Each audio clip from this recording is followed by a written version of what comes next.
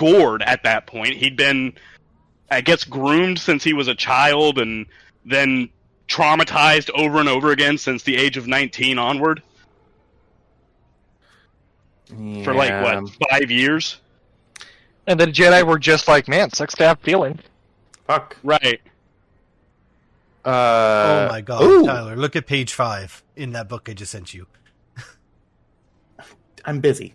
It's got a picture of Sam Maul Witwer signed by him. Oh, really? Yeah. Wait, like the PDF? Yeah, the PDF book. Oh my god! He's so pretty. Oh, wow. Is that animated or an actual... No, it's a photo, but like he voiced Maul. Well, yeah, I know, but it looks like I'm... Okay, Nothing he was will obviously ever younger. beat Yeah. When some random woman tweeted, "Yeah, Obi-Wan is cool, but I love Darth Maul." And Sam Witwer responds, "Ha! Suck it, Kenobi!" He's just leaned into Maul as hard as he could. Yeah. Let me be clear, Obi-Wan Kenobi is the greatest Jedi of all time. Absolutely. Agreed. The man is...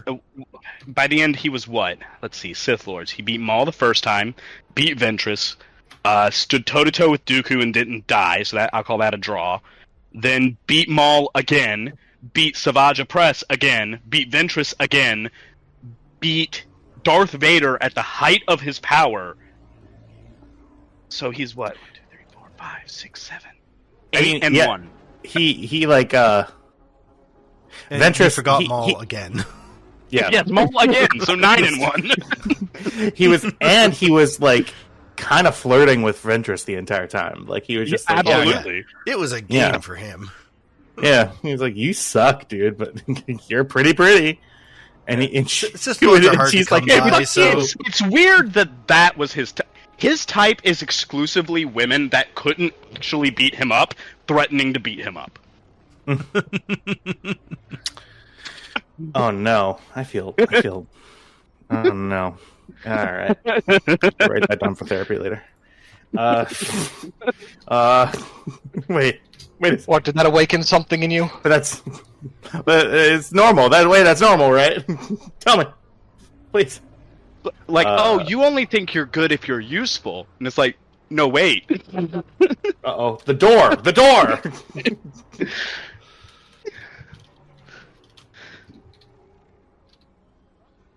No, wait, but that's right.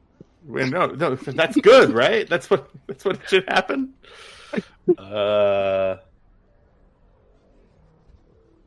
What the fuck am I doing? Okay. This reminded me of the Game Changer thing where they had the challenge who could make the loudest noise with the gong. And he goes, Brennan. And Brennan goes, no, wait. No, that look on his face was so priceless.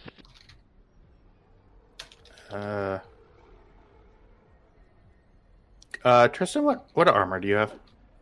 Mandalorian armor. Oh, I've been spelling Mandalorian wrong. That's why I can't. You've been find typing it Mando, or haven't you? Mandalorian, yeah. Yeah, no, it's Manda. No, it's Manda, as in the guy ball Manda. Yep. And you definitely say Mando, which is correct, but that's short. Mando It's is not more like spelled a that way. title.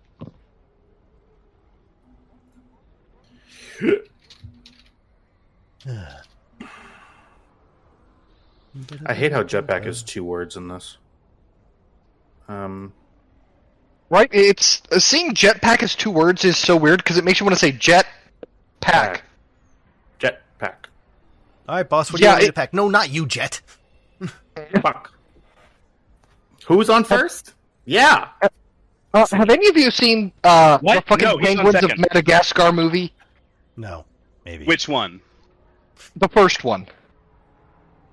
Yes, but I cannot for the life of me remember the plot. There's so many they kind of blur together. I fucking loved it. Duplicate. And part of the reason why was because the villain and his henchmen.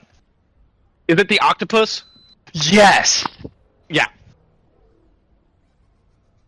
Like, the way he'd call out his things, he'd be like, Elijah, would you deal with that? Kevin, bake on! We'll take after this victory! Yes. An entire movie of that, and it was fucking gold! You know what else is fucking gold? The guilt in the Oval Office. He gilded the Oval Office. Alright, Tristan. I pick up Tristan like a baby. It's just Like, alright, Tristan, come on. It's okay.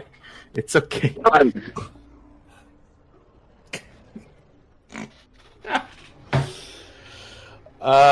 Alright. Doing work. Nope, not yet. Not done yet. Okay, that should be enough garlic powder. When we're, I got enchiladas. Delicious. I don't know what Diego has, but I know it's not bread. I'm making old reliable, which is cacio e pepe. What do you mean I don't have bread? So I'm assuming that I thought this was a breadless day. Jessa will not be joining us this time. Well, Friday was- unleavened bread is fine. Did y'all watch the newest episode of Doctor Who? Nope. No. Don't talk to me about it. God. I liked it. No. I'm Mr. Ring-a-Ding, I'll make your heart bells sing. No. Just, Lux I Imperator. haven't given up on Doctor Who yet. I've given up on it. After the final, like the one we're dealing with right now, I'm done because they're actually rebooting it under Yeah, a new it's just- name, and I'm like, there's no need to ever reboot it. They're Just not continue. rebooting Doctor Yes, Who. yes, they are. They They are are. 100% rebooting it under a different name. Correction, same name, but now it's just DR for Doctor. It is a 100% reboot, not a continuation. That's stupid. Yes. I'd give it a chance. And the reason I'd give it a chance is this. They've done everything. The show has been on the air for nearly 100 years. They've done everything. So they're just going to redo everything? Or are they going to Yeah, come up with imagine new some episodes? of the older episodes of Doctor Who with today's budget. Just let it die. Just let it. Just night. Njuti is awesome. He's fantastic. I like him a lot. Just the bi generation, make it so it's his last one. He's okay. We're never going back. It's okay. It's fine. Like you said, we have 98 seasons of all these British fogies going around, just being like, "Wah!" and just die. Being like, what? Just, Could you I'll die. do that again? Wah! Just die. I hope the next Doctor's an Asian.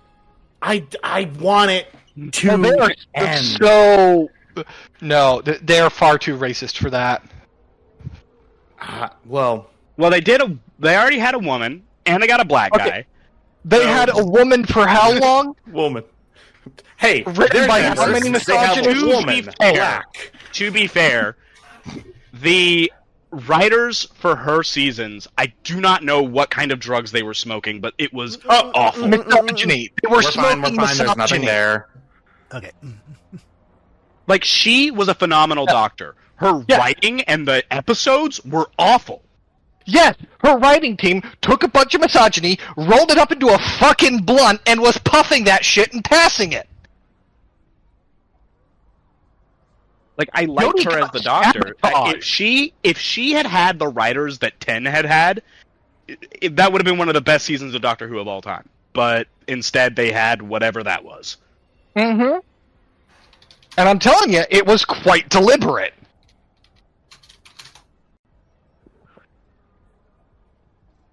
Mhm. Would any of you be interested in playing the Doctor Who RPG? No. How would you even play the Doctor Who RPG? Like, logistically. Logistically, it so I've seen it done. It was done on Eric's TVD RPG was a Doctor Who RPG. I liked Eric's TVD RPG. I'm just so exhausted. Just God, what is your disgust with Doctor Who? Matthew is such a wonderful fan of Doctor Who. He's been watching it for a very, very long time, and I love him so much, but I just can't do it anymore. It's just like it's gotten so just every single beat it's not that I can think of what it is before they figure it out. It's just that it's all stuff I've seen before, and instead of making it sci-fi, they're doing it against vague concepts. We're fighting the concept of music. Do it. Go. Music is bad. Okay, go. Just go. Do it. I know it's a god. Approaching this from the wrong angle. I'm approaching it from the way that I'm going to have to approach it. Unfortunately, it's just. Thank you. I just. Who killed your whimsy? Do it anymore. Life. I have to keep my whimsy because if I don't, I will kill myself. And I'm glad that that's not the boat that I'm in. I'm just over here. I need. You need what? Cynical. No. Everyone no. dies. And see, that's the thing. I just need it to. But I'm done with it because You're done it with is whimsy. done. No, not whimsy. Doctor Who. With whimsy, I can find whimsy. I'm sure. I'll go to my back market dealer and find whimsy to get off on it.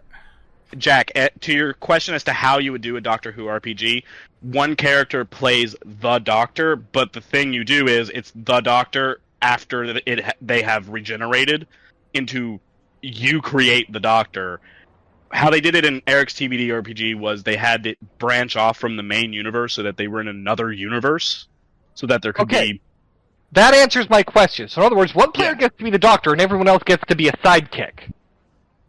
A companion, and the way that they make it so that it's not completely broken on all fronts is the companions get what's called story points. Doctor can't use them, companions can. Story points basically are like how a triumph works in this game. You can alter the story with it. You can use a story point to say, I have the code for this door that I need. I have the, actually, this thing has always been true about this universe, and I'm going to use it now. In that way, the companions alter the story, and the Doctor executes it. That's fascinating. Right. I thought it was a really cool concept. Yeah. So if I was going to play something I've never played before, I'd want to play Fabula Ultima. What is Fabula Ultima? It's the most ultimate, fabulous game ever. And if I tell you what its tagline is, you will be immediately put off. That does not bode well. It is a JTTRPG. Like the big eyes, small mouth kind of thing, right? No. Ugh. That said, it doesn't do like ridiculous numbers or everything. It's all small dice, simple math. Is it like if you took the first final or the 7th Final Fantasy game, I guess? The one with Cloud? No. Think if you've ever played it, more like Final Fantasy Tactics. Like, when you take a level, you can take it in whatever fucking class you want. So, like D&D. Yeah, except it doesn't suck because it's balanced. There is no one-level dip you can make that will break it. Warlock, Paladin. Sorry, I had something in my throat there. Everything's okay.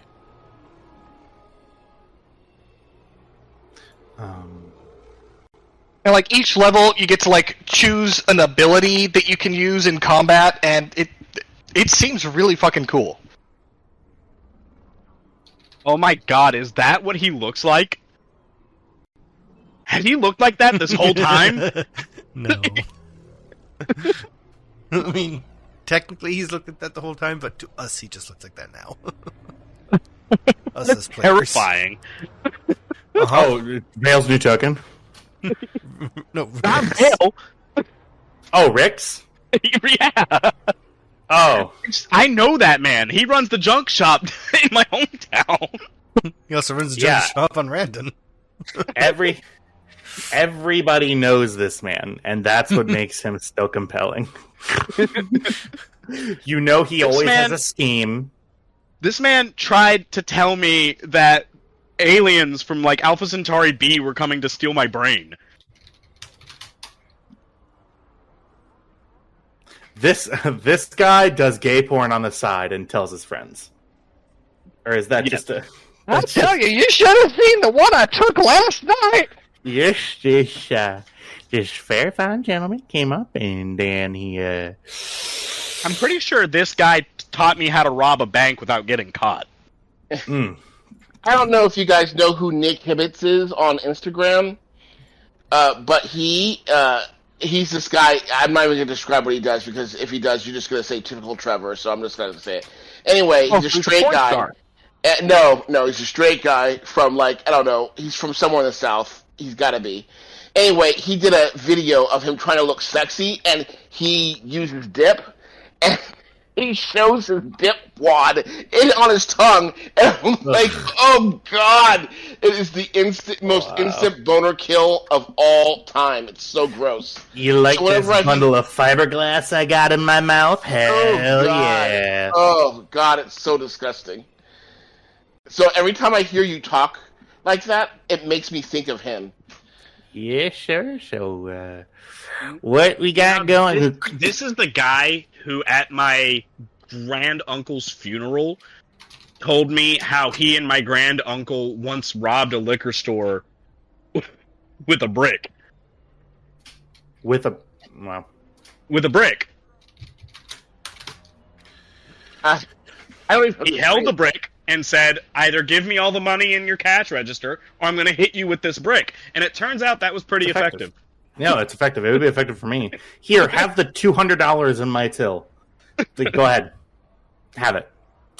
If you want the safe, that also probably has like $300 in it. Like, do you need help carrying it? Like, what do you need me to do? Because let's assume you hit me with the brick, but I managed to stop you. I'm going to have to steal all of this money to even start paying my medical bills. Yeah, it's not gonna be good. To be clear, my grand uncle was like a 6 foot tall, 300-pound Mexican man who was very obviously jacked as shit, and covered in tattoos, and never wore a shirt, ever. Yeah, that sounds like someone who's getting the contents of the till.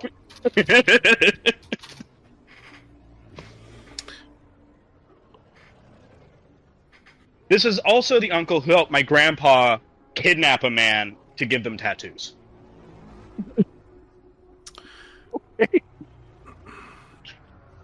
Sometimes you have to like sit with information like that. This was after a 7-day meth bender. Hmm. And they thought that was a fantastic idea. And then they got the tattoo artist really high before he did the tattoo. So instead of a Thunderbird, which was what it was supposed to be, it was just kind of squiggly lines in the vague shape of a chicken. So we called it the Thunder Chicken.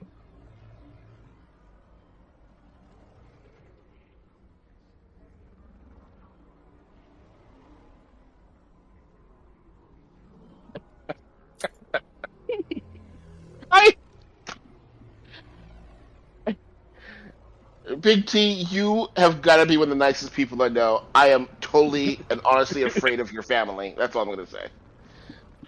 Am I Totally not Big afraid of T? you. No. No. You have to be Big T. I'm okay. You're little T. Baby T, if you You're only big T when it's fun time. No. No, it's available T. I don't know what know what that means either, but I'm going to... When it's fun time. Are you speaking in code? Yes. Good. Alright. And then, fuck. 1 second. I guess shit, everybody he is broke the here. code.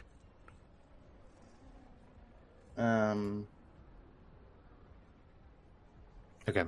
I think I have... I'm gonna have to figure out what Discord did to break that aftermarket program I used to put us all in the recording so people can see who we are. I don't think anyone ever looks at it, but it was nice. I mean, like I can see the overlay right now. Like I can see it on my screen. Yes, like when I'm in Foundry. Record on that screen. Right, you record on. Yeah. Every Okay. available Yeah, square inch of my monitors is currently occupied. And I will not move a thing now. This has been years of perfecting this setup.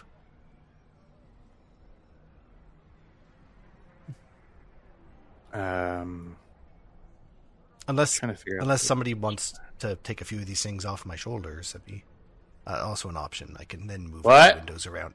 Yeah. Fuck.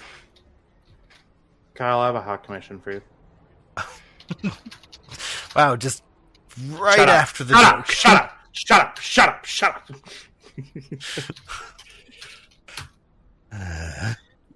It's gonna take you like 5 seconds. Just do it. I'll be right back. Oh, yeah. That was halfway already done. Oh, well, fuck. Great.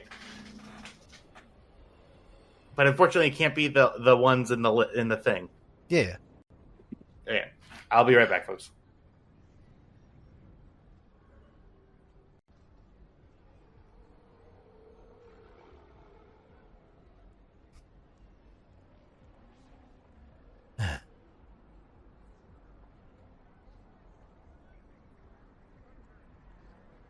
I want this.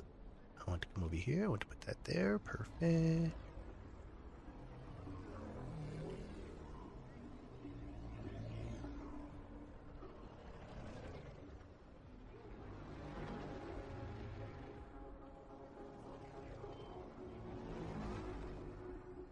Come on. I know I ask a lot for you, baby, but you're fine, you're fine. No. I just don't know what I'm doing. Right. Skill, I have it.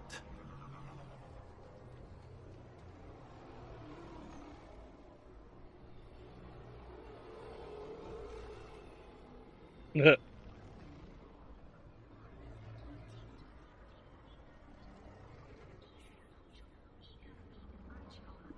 I almost did this one in advance and then decided, nah, he wouldn't need it. That'd be silly. Dwarven baby.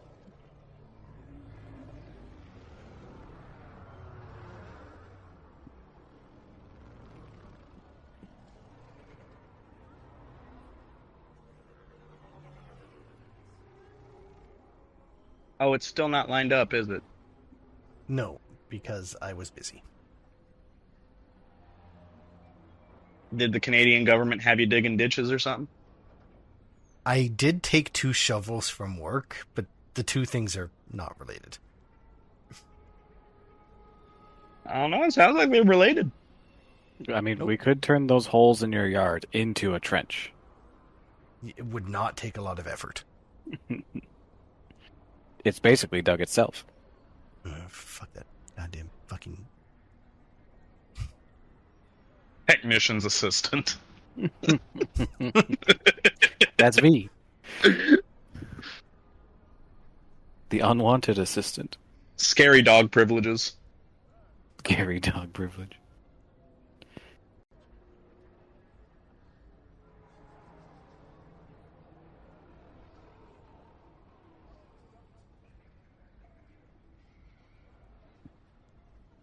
So, you guys come here often.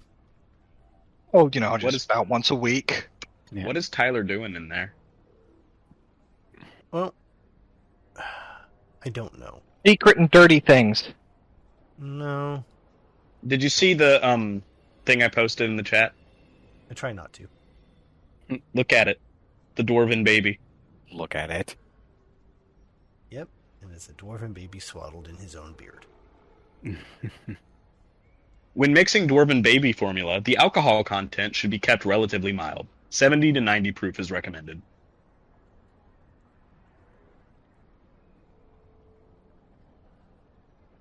Isn't proof a percentage?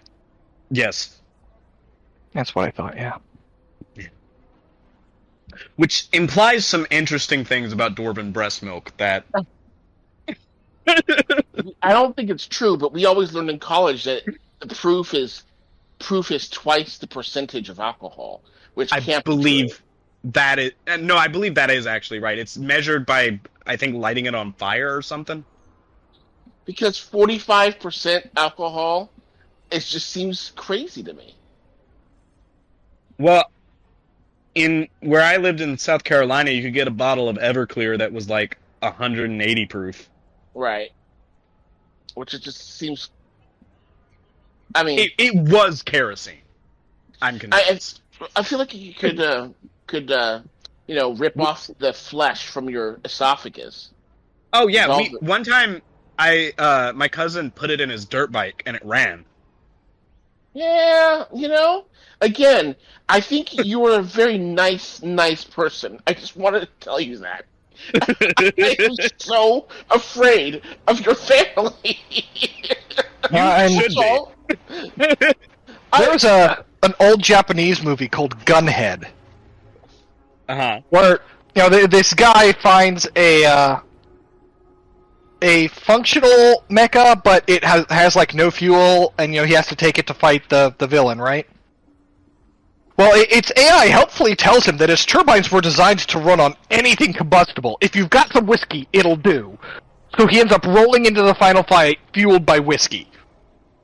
Yeah.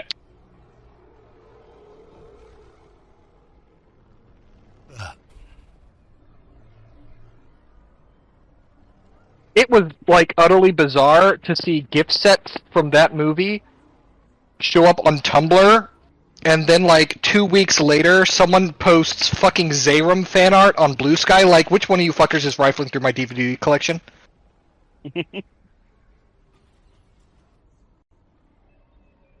Someone actually tried to make the argument to me the other day that autism was an epidemic because there was no autism diagnosed before 1930. Oh my god, oh Jesus Christ. And I was just like, well, first off, no, I'm pretty sure there was diagnosed autism prior to that. They just called it other things. Being simple, for example. Or being off, or they had all kinds of euphemisms for it. He's particular. He's a little queer. He's a little quirky. Idiot and stupid used to be actual medical definitions. In the 1880s, if the autistic person was a woman, she would be diagnosed with hysteria, along with all the other things that could possibly be hysteria. Mm-hmm. The treatment for hysteria was orgasms, so... Yes, it was.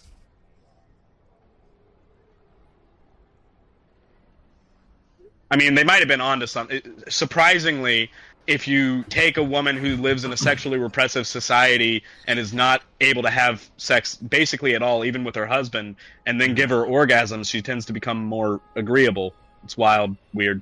Well, this is a crazy thing to come back to. I mean, we're talking about the treatment for hysteria in the 1800s. A long time ago in a galaxy far, far away. We're going right into this. Fuck yeah. Yeah. All right. Not addressing that, moving on. The space.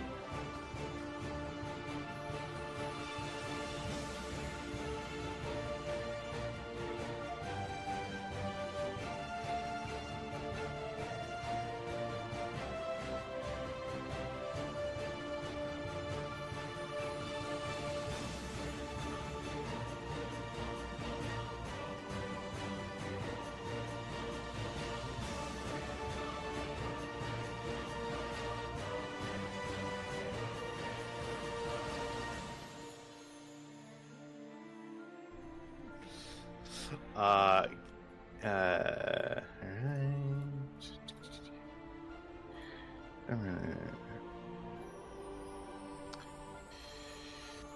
not starting very well. But hey, we said the words. We did say the words. We can cut all this out. Give me 1 second. No, we're not. No. All right. We're going to sit in silence. We're going to sit in silence. You said the words. We're officially playing now. I said silence. Listeners, we appreciate your patience. Or should I say listener, I guess. Trev, I appreciate your patience. Oh, I watched this too. Yes, but you watched it. You joined before we started recording it. Trev joined because we were recording. I liked it. It got me through a lot of hard days at work. Okay, Stop taking Viagra before your shift starts. The first episode I listened to, I think, was Shusha's father sending apples or getting apples or something. Oh, yeah. Those little throwaway moments. Good times. Yeah, I loved it. I believe that one ended with the line, if you two start licking each other, I'm leaving. Ah. All right. Apologies. My last. Sorry, everybody. I'm a little frazzled here today. Oh my god, the Cacio Pepe came out amazing. You undisciplined fuck. Last we left off, we had some more conversation regarding the situation on Randone, what all needed to happen as the ship gets fixed. We had some fun for shenanigans with Sari and with Karga, and we had the pinnacle of switching of splitting the party rather between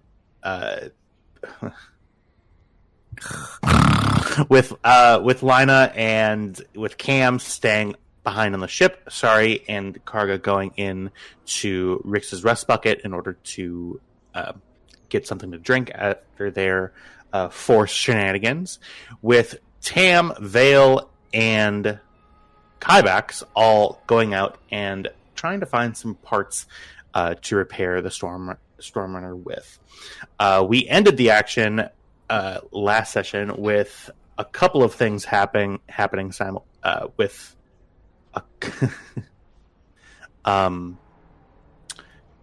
with alarms going off back at Rix's rest bucket, and with speeder bikes pulling in behind the speeder truck that the other group is with.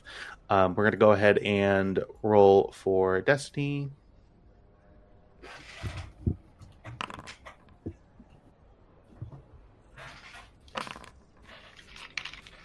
I counter you.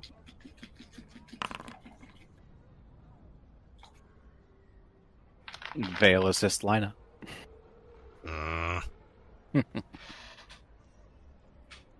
Children. Yes. Tristan, click the button. I try, it no work. Hold on. It work. No, that's Cameron. There we go. Wow, a pretty much right down the middle Destiny roll here. And then, how do we decide to do this?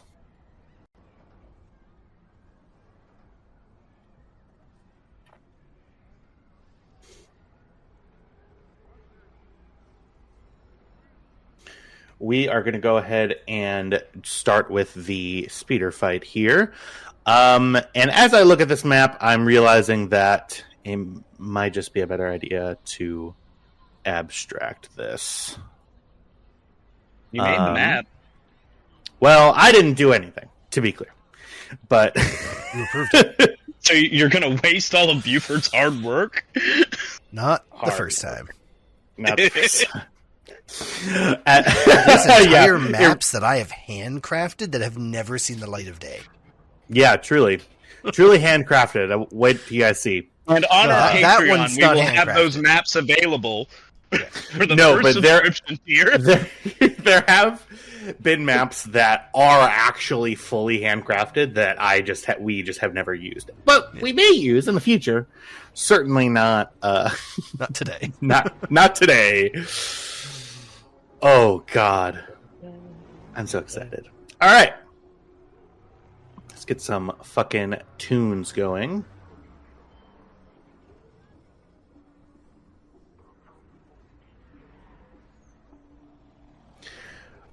All right. So, who do we agree that was flying the speeder truck? That would be Vale. Yeah, Vale was the one piloting the speeder truck. All right. I'm going to ask the three of you to roll for initiative. It is going to be vigilance. Vigilance? That's right. Yeah. I am going to take a strain to do an extra success. Mm-hmm. And Diego, yeah. Do you know how to? Yep. Go. Okay, good. I think I don't have anything to make it better, so. No, It should be a right-click 0 on your difficulty. Gotcha. Oh. So right-click on your character, do the sword and shield thing, and then that'll put you into the encounter. God, what are the odds of that? And now in the encounter, you can click your button. What button? Open up everything. You'll see a dice next to your name.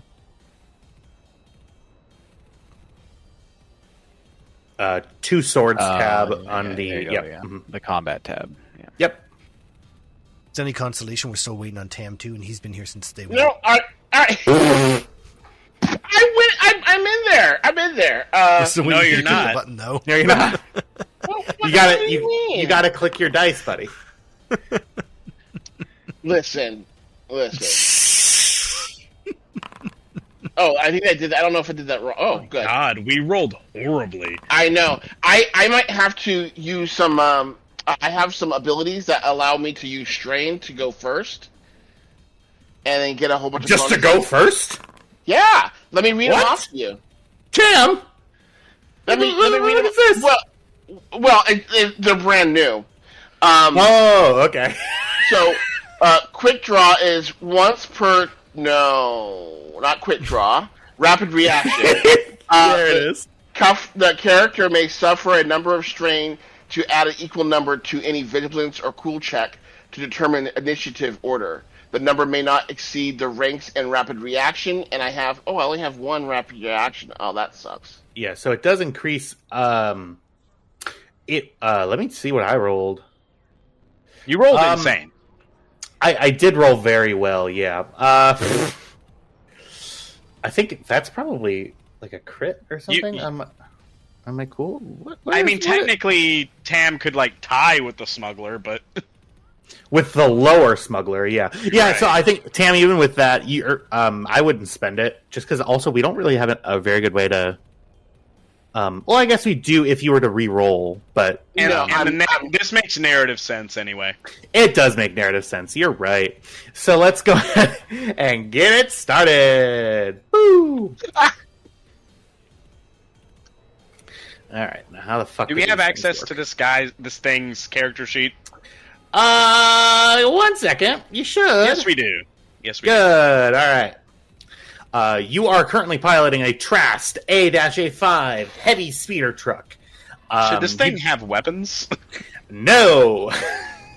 I don't believe so, but let me double check. You said it was a heavily modified version of this. It was armored. It's kind of like a 57 Chevy, right? That's heavily modified, right? Yeah, it's modified so that it'll run. It's not modified to be like a tank. I gotcha. I just assumed that this crazy ass guy would have, it looks like there is a turret up there, but sure. No, you don't have a turret. I understand that we don't, but it just in my brain I thought, well, yeah, the weird guy who lives in the junkyard and has access to a bunch of ship parts would definitely rig this thing up with a turret. And you know what that is? Profiling. That's profiling. You're profiling him. How dare you? I guess you're right. Definitely rigged You're with right. explosives. It is rigged to explode. All right. So I need to get some compendia up just so I can refer to them later. starships and vehicles. So y'all do have access to ship actions here for you as well. The only ones that you're really going to be using are the pilot-only ones. And we are kind of abstracting vehicle combat here. Y'all are probably going at your max speed at this point. Your max speed, which is 1. These things outpace you by several. I knew I should have brought the speeder bike. You talked me out of it. Damn you! You son of a bitch! I gotcha. All right, so you guys are going straight out, like full on. There is one pilot chair in the speeder truck. There are no weapons or anything like that. So I am okay with it just being. They're just going to be parking behind you and just trying to. At this point, they're going to be just sitting behind you, just trying to take pot shots at a whopping 35 miles an hour. Yep. All right, my guy is gonna. Oh, nope. Only one token selected. Okay, great. Does this thing have any armor? Nope. No armor, no shields. Wonderful. No armor, no shields. It has 10 hull trauma and 8 system strain. It does have. It should have a. No, it has literally no armor. Yep. All right. So these guys are coming and swooping up. They'll get into attack position here. So you are all in sort of the cockpit of this thing as these people come in behind you. This one is going to roll up, and he is going to make an action to attack with his anti-personnel laser, which does, I think, what is the 1/10? Yeah, is it 1/10 or is it something else? Because it's times 10 for a ship to ground weapon. It is 1/10 for a ground to ship weapon. Gotcha. So it is an anti-personnel laser, and it does. It does. I think that's what this is, right? Yep, I believe it does 11 or 13. Yeah, 11. So then it'll do 1. Yeah. Yep. So these guys are going to come up behind you, all of them, and they are just going to start opening fire on you. We're going to do 3 checks here. We're going to just claim all these ones. Perfect. And this would be gunnery, and the scale. So the silhouette 3 firing from a silhouette 2, so it's the same difficulty, which is just difficulty 2.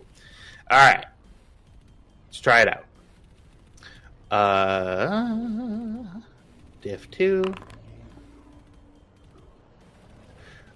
1 hit. 1 point of damage. Another. 2 points of damage. And yeah, for sure. Perfect. Yeah. So, your speeder truck, as these people start coming up behind you, they all open fire, and you feel the jolt of the speeder truck. It's meaty, but you're still feeling these hits. That is going to be their turn. Can I go? Yeah, it's up. I mean, it's up to you guys. I'm asking. You guys mind if I go?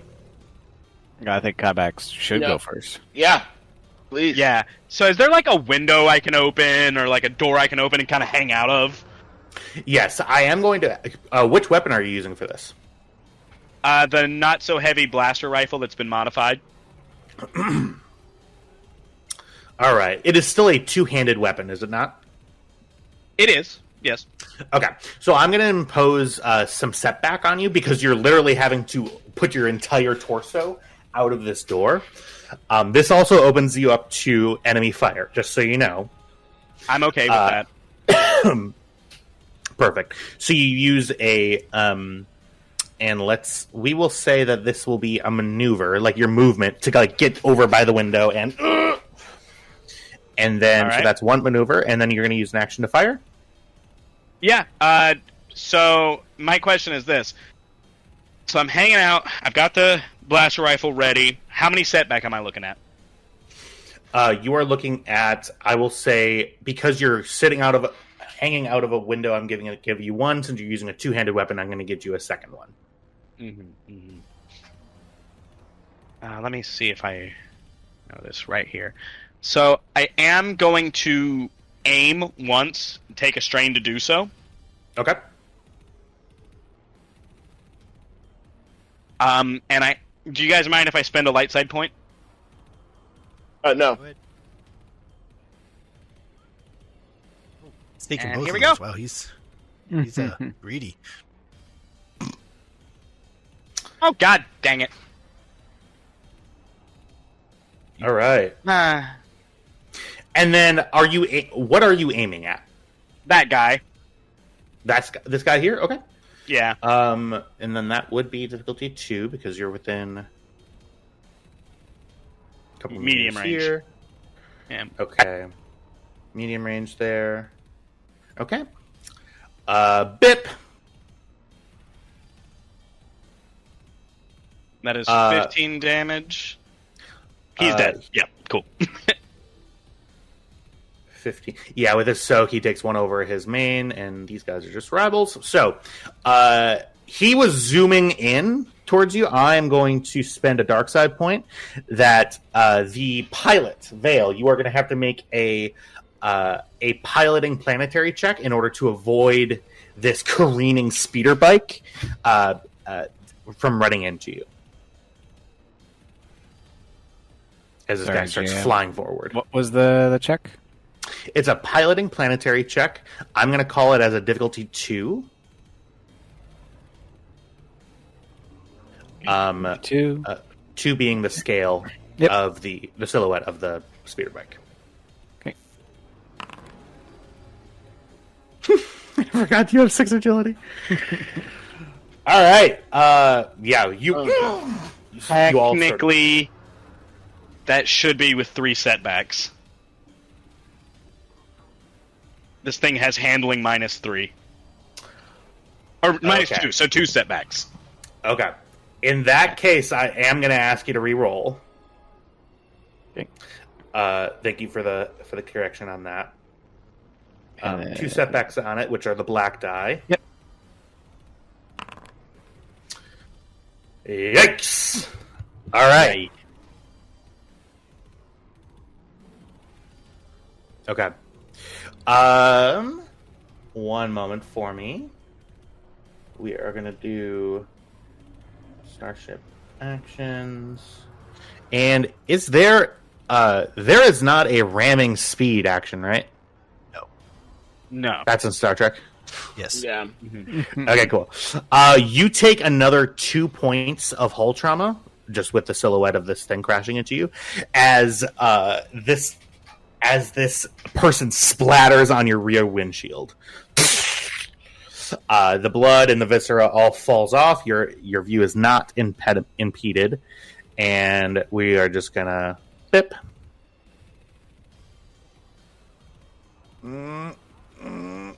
Fuck. Shit. And then all right. And yes, go ahead and claim your slot, Kyvax. Oh, yeah.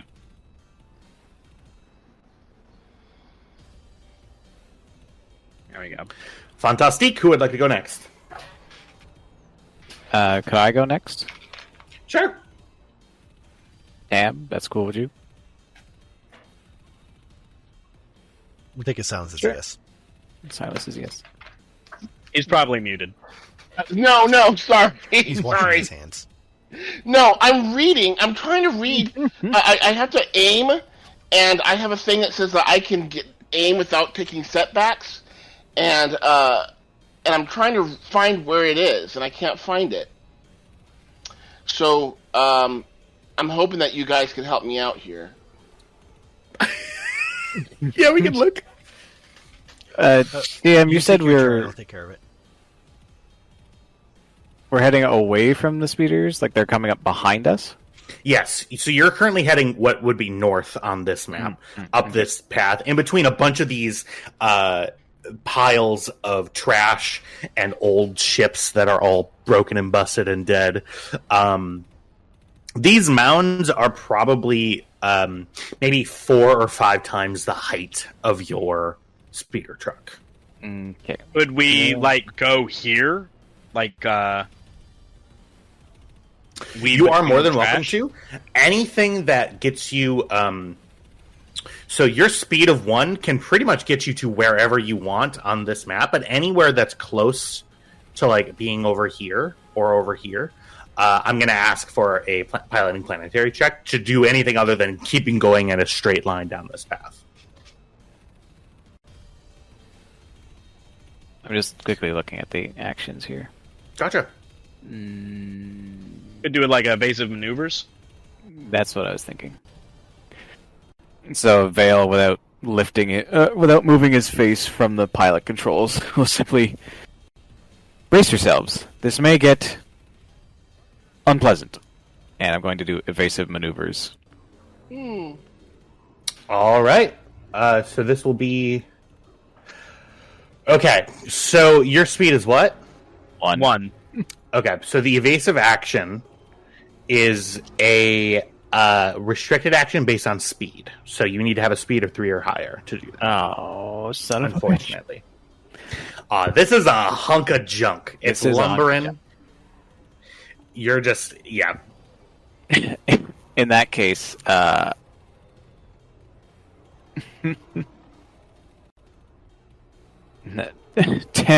Kymax, this is going to be jarring. I'm going to slam this big pig into reverse. All right. You're going to slam this big pig into reverse. Hoping that the speeders don't react fast enough and they end up just plowing into our backs. Yeah. Okay. I am gonna slam in the e-brake. You weren't going that. You're going 30. It's like somebody slamming on the brakes at 35 miles an hour. I will say that I'll take a resilience check from everyone. We'll say difficulty of. Yeah, just difficulty 1. Just don't fail. Where is that skill? Yeah, what's resilience? It's left-hand side, and it's alphabetical. Above skullduggery, below piloting space. Difficulty what? 1. Just 1.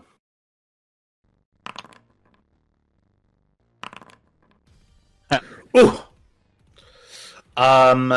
Both Vale and Kybax, you take. I will say. How did you guys do? I will say 3 strain apiece for each of you. As then I will spend my 2 advantages to reduce that. All right. I mean, I have 3 advantages. Is that a thing for resilience? So, since you failed it, you can't use your advantages for a combat check like this, unfortunately. All right, you guys each take 3 strain. Tam, you are holding on. You're a little wiry guy. You put your foot up on the dash as the you throw the engines into reverse. And Vale, are you turning any which way? Like, are you turning to like? Let's do. I guess I would turn so that Kybax could still have line of fire. Okay, so what you're doing is you're turning to the right, which he's hanging out of the window as these people are potentially going to come in and hit him. Okay, cool. So you shit whip this thing to the right. Kybax, you almost fall out of the... You I do have were that hanging out of that window. I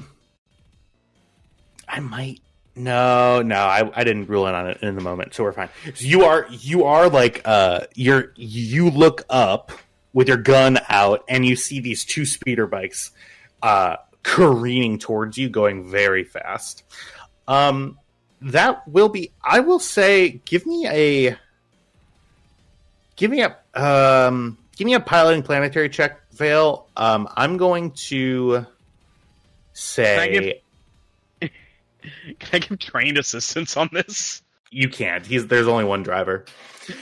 I will say it piloting planetary to try to get yourself in their way. I will say difficulty 2, and I'll give you a boost die because this is fucking badass. Oh no! Oh, yes. All right. Fuck. Yeah, this just straight up happens. These when it becomes their turn, they're gonna have a really bad time. That leaves us with Tam. Okay. You get my message? Oh no, I didn't. Hold on. Yes, you did. Ooh. Yeah, it's the skill column. You have it. You just don't add setback on the aim. Standard.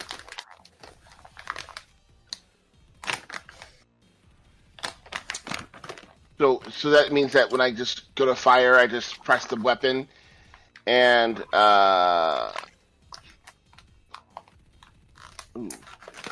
Yeah. So basically, like, you can use aim just to get the boost die, which is easy, but you could also use aim to target the blaster in his hand, which comes with a setback dice, but not for you. So there are two things. That well, can also with it the aim takes ability. it takes extra time too, right? Like you have to use a maneuver and it takes your maneuver. and an action. A maneuver and an action. But if you just want to use the action and not use the maneuver, it adds strain. But if I aim, it doesn't. So if I can just aim and fire, right? Mm-hmm. Yeah, you can just aim and fire. Then I'll do that. But your aim, I think his question is because in order to do the aim maneuver, you have to spend your maneuver. Yes. Unless you have something that... And if he's only spending one maneuver, he doesn't need to use strain. The strain is for a second maneuver. That's right. The strain is for a second maneuver. Yes. We're so used to having to move, take strain to aim, and then fire. But right. You're not moving anymore. In fact, they're coming I'm straight not. for you. Yes, they're coming at me. Okay, so... It's long legs. Oh. You killed it. Killed it dead. Okay, all right. Did you kill a daddy longlegs? Yeah, it scared me. Why? It was crawling on my leg, Jack. It's a harmless little bro! I gotta do this. Okay, so I took this little thing. I'm gonna... whoops. That's not me. That's not you. Why is it picking you, not me? Doesn't matter. Okay. Okay. Why have I forgotten how to fire a gun? Oh, there we go. Just click the button. Yeah, there we go. Okay, got it. And aim does... Oh, Lord. Adds a boost die. Adds a boost die. Thank you. Gosh. It's so long since Stam's tried to shoot something. Well, yeah. Usually he gets immediately Swiss cheese. Taken out. Dipped. Done. Taken out. What's the difficulty on this? If I'm firing at this guy? They are... So it's at medium range, so it'll be difficulty 2. Okay, got it. Oh, yeah. Yep. Okay, I think I can do this.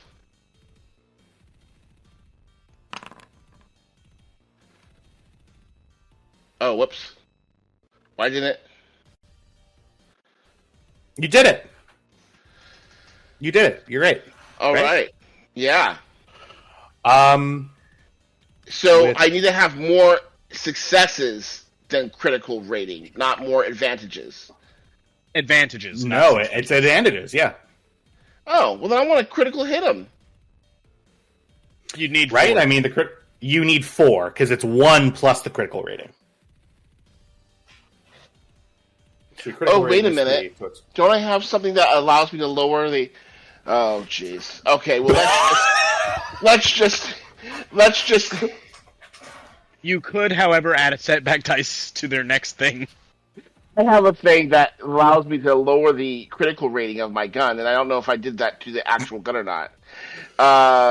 Sorry about the mess. You're fine. The character decreases the critical rating of any non-starship weapon they wield by 1 to a minimum of 1 against targets that have not yet acted. Oh, targets that have not yet acted. I don't know if he's acted. They have acted. Yeah, they acted. Oh, why are you taking away my fun? It's just simply a fact of they started. I only hit something successfully. You hit him. Which one did you hit? This guy, the farthest away guy. You could disable him. Oh, because I can use my advantages for that, right? Yeah. All right. I don't like how you can disable him. Let's disable him. I don't see where my combat. Where's the combat advantages? You just click on the thing in the chat that says "Help with spending." Oh. Listen, I don't need your patronizing me. You're not going to play the game we've been playing for a year.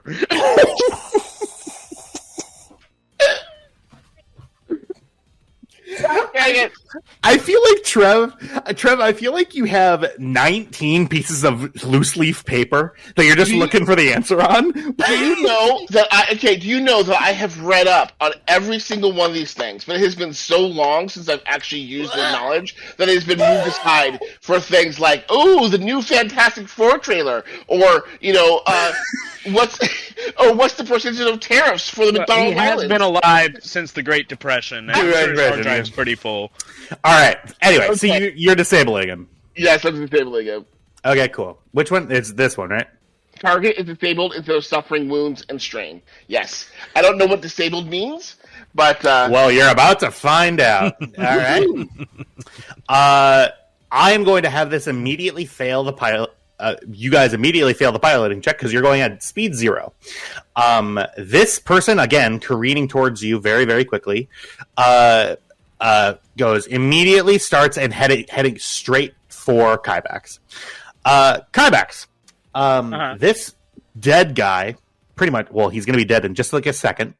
This disabled guy is veering right towards you. Quick argument, real quick, because I thought it when you did it the first time, and it didn't make any sense to me. What happens when you remove pressure from the throttle on a bike? Do they speed up? Well, this guy is flopped forward. Mm-hmm. And even if he speeds up, right, or slows down... They slow down. Yeah. Even if they slow down, he's still going at speed 3 in order to get to where you are right now. That's still momentum that gets carried into your thing. So it's not like they... Right. It is still a silhouette 3... It's still a 2 bike and a silhouette 1 person slamming into you. Can I make, instead of a reflex save here, or whatever the case may be, a piloting planetary check to literally just fly up? It would be flying... So you're flying out of a window, right? Yeah. Towards where they're going. Well, a door, but yeah. Right, the door's open. I'm hanging out of the door. So it's literally just me hopping out and up. No, it was when we were going away from them, he had to use one arm to hang out the door and shoot his rifle. But now he's broadside, door open. He can see clearly out the door. Okay, yeah, broadside, door open. I mean, it's gonna be the speed that they were going at was speed. I mean, speed 3 because they had just caught up with you. Yeah, so it's gonna be piloting planetary difficulty 3. And then I'm spending a dark side point to upgrade one of the difficulty die by 1. Okay.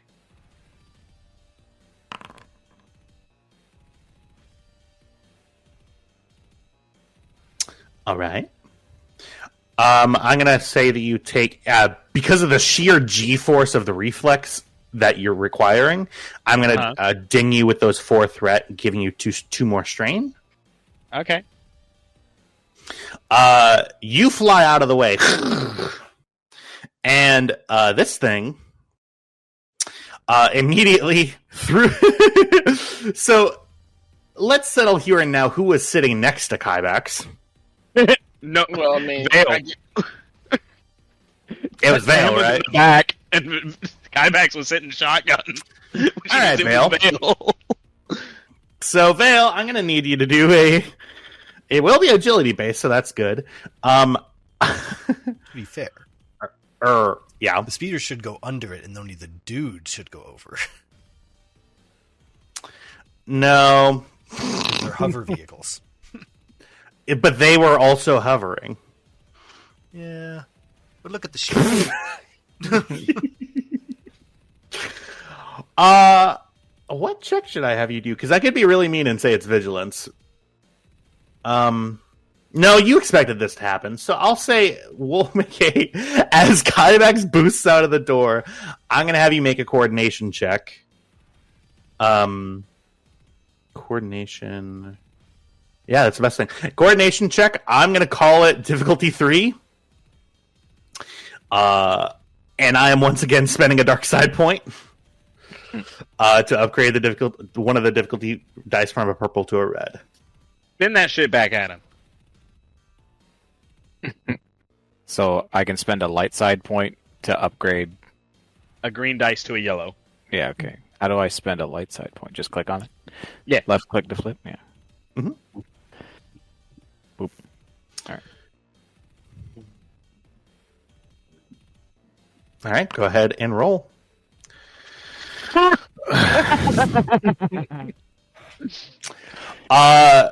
Vale, you see the speeder careening into you. You feel, where do you go, I guess is my question. Because you did it well enough to where I'll tell you the options that you have.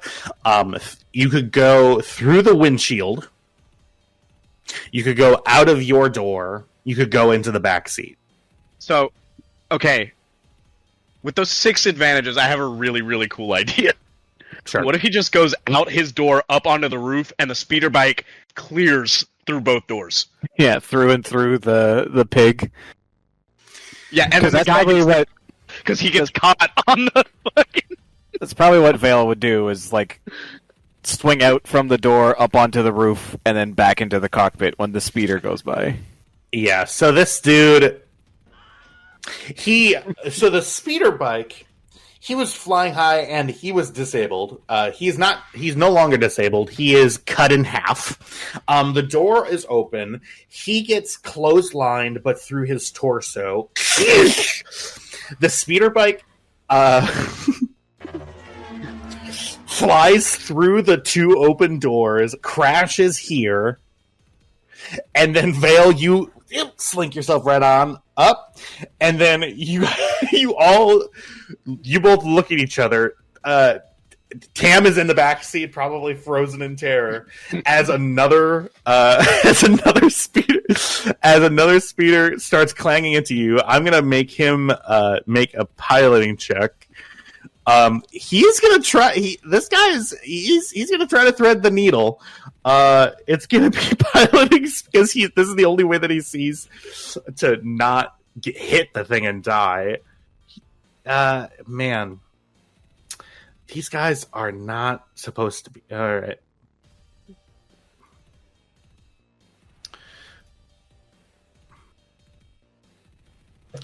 And I'm going to call this difficulty 3. He's going to have a setback.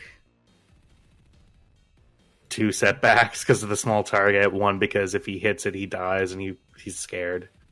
And it's going to be difficulty 3. Yeah. All right. How'd he do? How did he do? Yeah. Not well, my guy.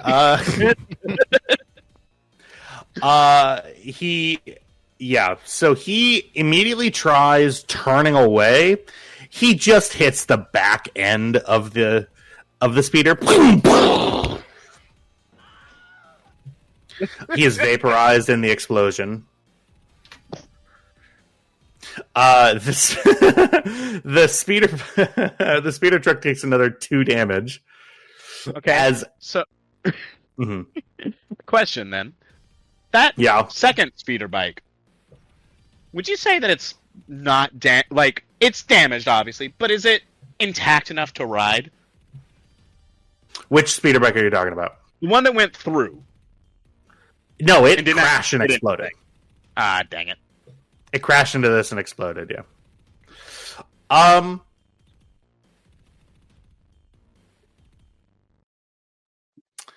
Well,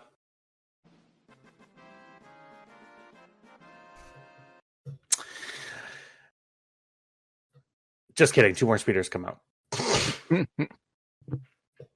All right. No, I can't. I can't do it in good conscience. Yeah. No, fuck it. Yeah, we're gonna get 2 more speeders to come out. What is your goal here? They're ambushing you. More speeders come up. Like, I get it, but like,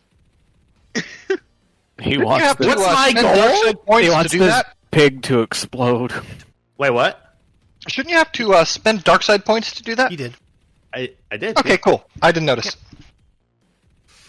I know I don't usually do this, guys, but I'm sick and tired of having a full bout of dark side points that I'm just not using. We don't mind. So please give us light side points. So these guys are gonna have to roll. Should we re-roll initiative as well? No, let Cam suffer. I think we're gonna have to let this ride. I will need another. Let's do add. Oh, how do I do this? Oh, that pasta was really good. God damn. I can add a slot. So how does this work? All right, because they can't just. I mean, it's new enemy. They can claim whatever slot that. No, they also need to roll. Fuck. All right, we do have to re-roll. Give me 1 second. We will say that it's another encounter. Encounter 2 of 2.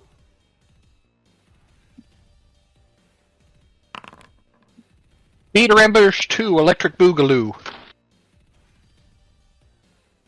Maybe we can get these speeder bikes. You just view me as a fucking piggy bank, don't you? Kinda.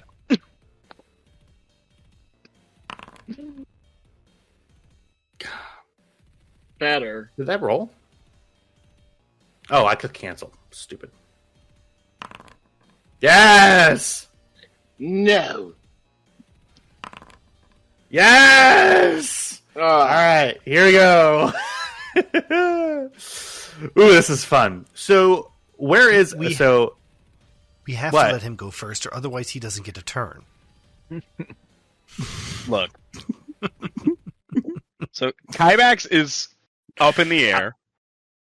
Yeah, so we'll put you sort of up here. Vale, you're on top of the thing. Tam, you're just hanging out in the back of the speeder truck. These window hit on the backside is rolled down because he was shooting out of it. I did shoot out of it. I don't know if that makes a difference. Yeah, I'll say that there's maybe how would you have shot out? Out of the window. Don't right. worry about the picture. Intruder, how'd he get in? Alright, these guys are going to go. They cannot aim for Kybax because he's in the air. They are going to aim for they're going to aim for the speeder truck. They get into range with it.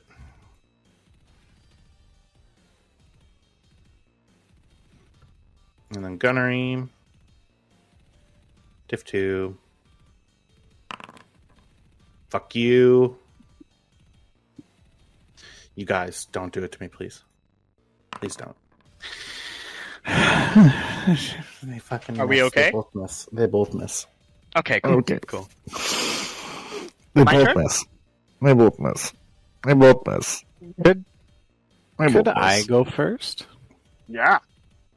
Feel free. These guys are within medium range, correct? They are, yeah.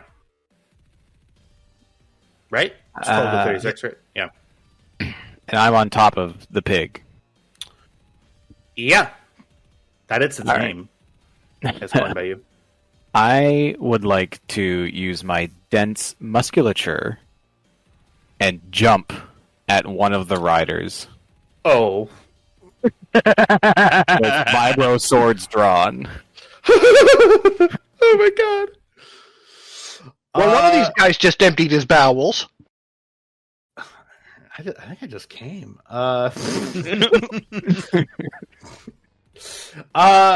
Dense muscle. Is that a Dense musculature. It's a QZO specific. I can suffer Oh. 3 strain to jump horizontally or vertically to any location within medium range.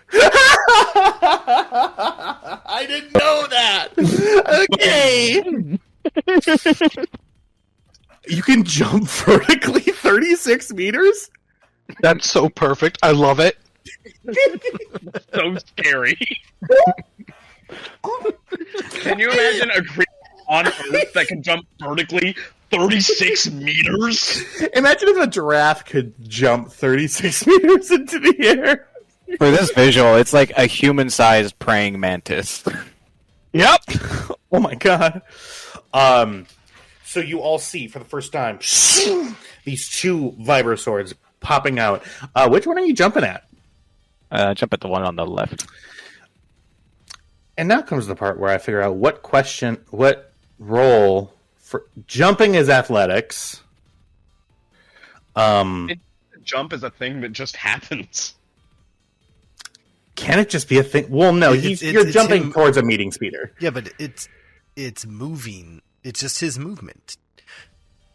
I mean, it should technically have a role because of the moving speeder, but Yeah, in he's any jumping other to a moving speeder. situation, he's just jumping. So I think it is a coordination check because you're trying to jump on a moving speeder. It's not. That's not athletics. Fuck, and that's something you're really good at. Being like this fucking little like, I'm in a junk gang, blah blah blah, and you feel like a badass. You get on your speeder bike. I'm chasing down this fucking truck, and then a fucking praying mantis with vibro swords for arms jumps at you. Give me a coordination check. I'll say difficulty. It's moving towards you. So you have to. It's timing and coordinating with that. I'm gonna say it's gonna be kind of a high difficulty. It's gonna be difficulty 3. I mean, since there's a person. Yeah, go ahead. Mhm. Since there's a person on it. Oh, yep. Did I fuck it up? I think I My got apologies. one. I don't know. Yep. Right? Yeah. Okay, I fixed it. Did I fix it? 2, 3. Yep. Yes, I did. Okay. I'm gonna add a setback die because there's someone actively on it. And from my understanding, these do have technically only a capacity of 1. I'm aiming for the guy that's on it. Okay. All right. Like, I want to I mean, spear him with both of the vibro swords. All right. We'll do the coordination check first. There doesn't need to be a setback. What was that voice? Oh God, you rolled really well too. Let's look at coordination. What do you mean +1 maneuver? Extra maneuver. You get an extra maneuver? What? This is amazing. You also decrease the time that it takes to do it. So you describe to me what Vale does as you come in. So, on top of the pig, Vale kind of gets into like a low crouch and the swords extend. And then he just fucking launches, like, you know, the superhero takeoff? Mm-hmm. Similar to that. And it is more up than forward because he's coming towards you. Yeah, so I just have to like get in line with him. Yeah, and then the plan is as he approaches, both vibro swords just through the torso. Yep, we're gonna do this. Sitting reverse take a cowgirl. bite, right? Yeah, sitting reverse cowgirl on the speeder as he ports him off. Cowgirl. So that happens. You get to him. Now it's all about making sure that you can hit him. For combat, fuck, we haven't done melee combat. Yeah, so it's difficulty 2 no matter what. They don't have range defense, I don't think. Nope. So difficulty 2, it is melee. Yeah, I attack with the vibro sword. Click the Good vibro question. itself. Yeah, Click click the it. little picture. Yeah. Click the little picture. Oh, yeah. the picture. There you go. Mhm. Difficulty 2. Yep. Okay. Yeah, this should be fine. Go. Nope. Yikes. All right, give me one moment. I need to see if there's a way that you can. Is there 2-weapon fighting in this? Like, how does There that is work? 2-weapon fighting. Prepare to copy. It's Thank actually you. on. The reference exists already. It's on page 2 of the combat. 2-weapon fighting. So basically, you pick the skill combination that's lower. In this case, they're the same, so it doesn't matter. And he does all of his normal hits, and then he has to spend 2 advantages or 1 triumph to just hit with the other weapon. Now, I will say you could have aimed that if you had taken a strain. But I don't know if it would matter. Well, with 2-weapon fighting, you can just spend 2 advantages. 2 advantages for the next And you weapon. automatically hit the second one. Yeah. What? They're generally, because they have to be small weapons. And under normal, let's assume you're using a blaster and a vibro sword, but you're only good with the blaster. You would have to use the vibro sword's attack stats for the first attack. So I see. The trade-off is it's harder to hit, but you get both damage if you succeed with the advantages. Gotcha. Yeah, so you do 5 damage to this guy, which does not kill him. You you stab him through the stomach, through his back. Ah! With that, that is your maneuver and your action. You do have 1 maneuver if you can think of something to use with it. Can I steer the speeder into the other speeder? Don't do that. Don't do that. Okay, you're saying don't do that. Yeah, I was gonna say you're only saying that because you want loot. Because you want loot. Not for the loot. We need to get back to them. To be fair, you don't know that yet. Kybax is going to assume if they're being attacked, the other guys are being attacked. So with this, I don't think that can be a maneuver. I think it has to be an action. Okay. To do a piloting check. What else could we use that maneuver for? Combat. Maneuvers. I don't know how much help I should give you. I don't know. Technically, fly drive is a maneuver. Is it really? Yeah. Yeah. All right, I'll let you do a piloting check. Yeah, give me a piloting planetary check. You're just trying to hit the other speeder? I'm just trying to collide the 2 speeders together so I can be in melee range of everybody. Difficulty of 2? Oh, so you're not trying to crash the speeders. You're trying to, I'm trying to just get them together. just like bumper cars. Yeah, bump them together so I can keep swinging at people. Gotcha. Okay. Yeah, Dude. I'll say if you're not trying to actively crash them, I'll say it's difficulty 2 with setback, because it would be kind of hard to not crash. Is the Baby girl. He's full on doing a ratatouille with this guy. Except I got a sword through his gut.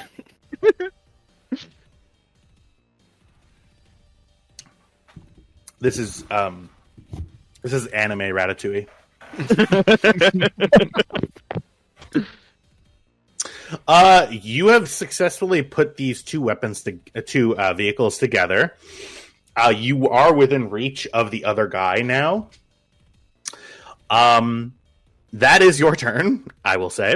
And then take the next one. Sure. So first, I'm going to use a maneuver to close, I guess, one range band. So let me check here, and it's going out and down. So just within 12 meters is you have to be in. Yeah. So you'd have to go right here. Right. So out and down to here. Ba-da-da-da-dum. Then I'm going to use one free action to boost myself to about here, so that I'm beside this guy. And then I'm going to do a cool thing. Object interaction to put up my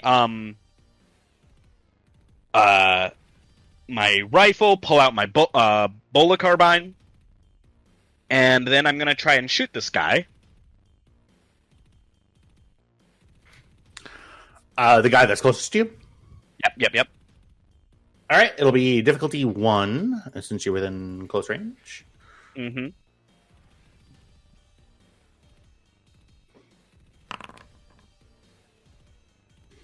Does that say 8 advantages? Yes, and 1 triumph. So, oh, and also it's 15 damage, not 12.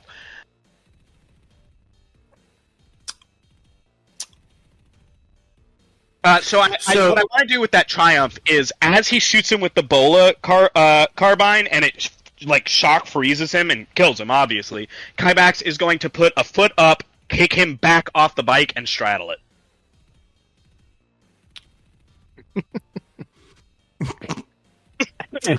So, all right. So this person fades into nothing. No. Bit. And it was just that guy, right? Yep. Yeah, he falls, and you get on the speeder bike, and you are now the pilot of it. And then I'm going to take 1 strain, and I'm going to reduce the speed of the bike and try and slow it down to stop. Okay. It was going at speed 2, so you reduce it to speed 1. Mm-hmm. That is your turn. Tam! Yep. Okay, I'm just gonna sit back here and aim and shoot at this guy again, and see if how that'll do. All right, aim and shoot. It'll be difficulty 2. Oops.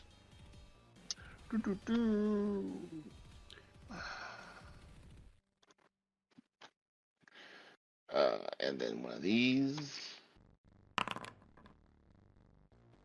He rolled 2 triumphs.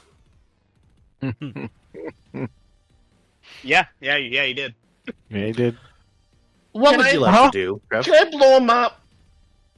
You can blow him up, yep. Blow him. I want to blow up just his head. Just his head. Red paint spurts out. You are currently stabbing a headless corpse, Vale. Yeah, we'll say that that's academic.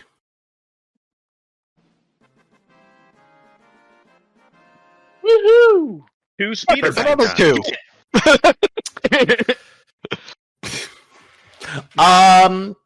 That is combat. We are going to go ahead and move our way. So, as the wreckage around you, you're severely damaged, speeder truck, aka Pig. Yeah, we named it Pig. Yeah.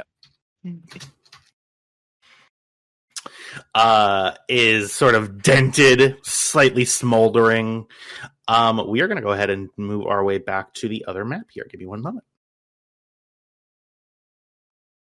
All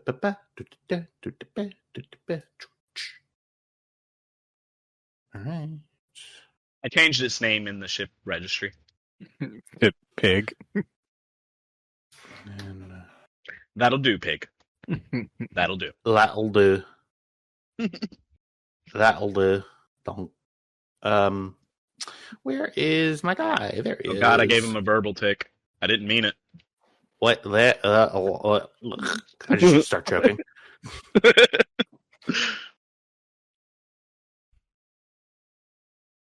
Five of your buddies just died. You're next. Ah, fuck. 1 second, everybody. This is brother. Beep beep beep beep beep beep beep beep beep beep beep beep. Fucking hate prototype tokens. Okay. Go away. Okay. Give me 1 second. I swear to God.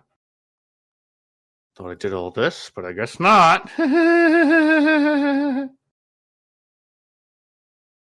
Select. Update. Thank you. Scrag. Wow. All right. Oh, it has the 4 little footsies to land on. I didn't even see. That's so cute. Isn't it? Why do people think I fuck around? Probably all the fucking around you're doing. I mean, he's got a point. It's a running gag at work. So Sorry and Karga are directly off screen. Well, no, Karga is still in there. Oh God, it's black. Everything's dark. Yeah, we needed those people to see. Oh, I'm sorry. Fuck. Can you see? No, we need. No. I'm sorry, back. Fuck.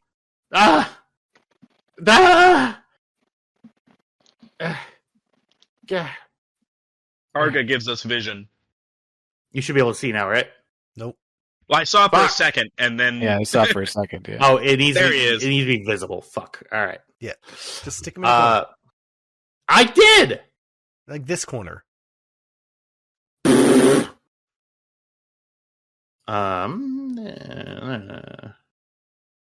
then here under there, and then Cam under there. What? Say it. Oh, there's two Say it, lines Kyle. now. Say it, Kyle. Say it. Just say it. Perfect. Remember at 3:30 when I said, "Hey, let me know if you want me to do anything." Shut These up. would be the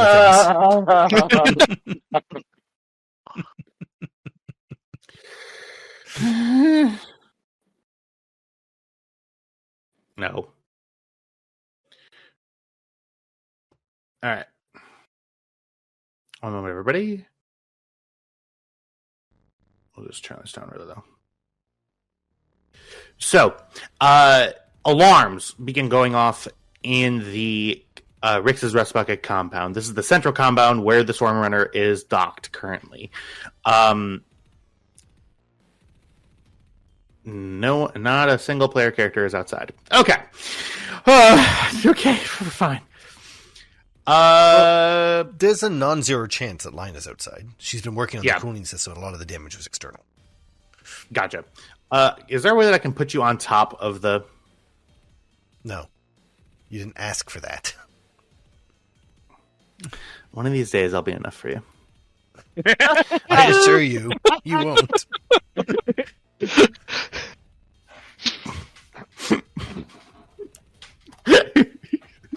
I'm so genuinely upset at myself.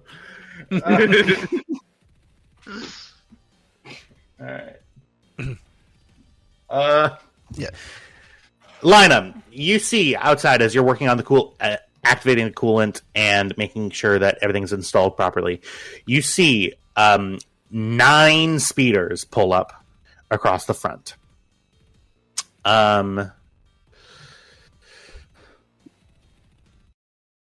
The alarms go off, and yeah, damn it, son of a bitch!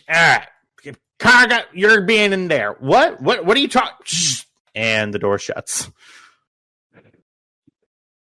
No, these buttons, and a ship lands elsewhere. It's a busy planet. They have words on the buttons. Rix, yeah, that's his name, starts running out and goes, okay, all right, Rix, here we go. Girly! Yeah, I'm just gonna... She dangles and drops down. Ow, yeah, ow. Yep. All right. So I told you that the scabs, they're here, and he points. Yeah, but and you see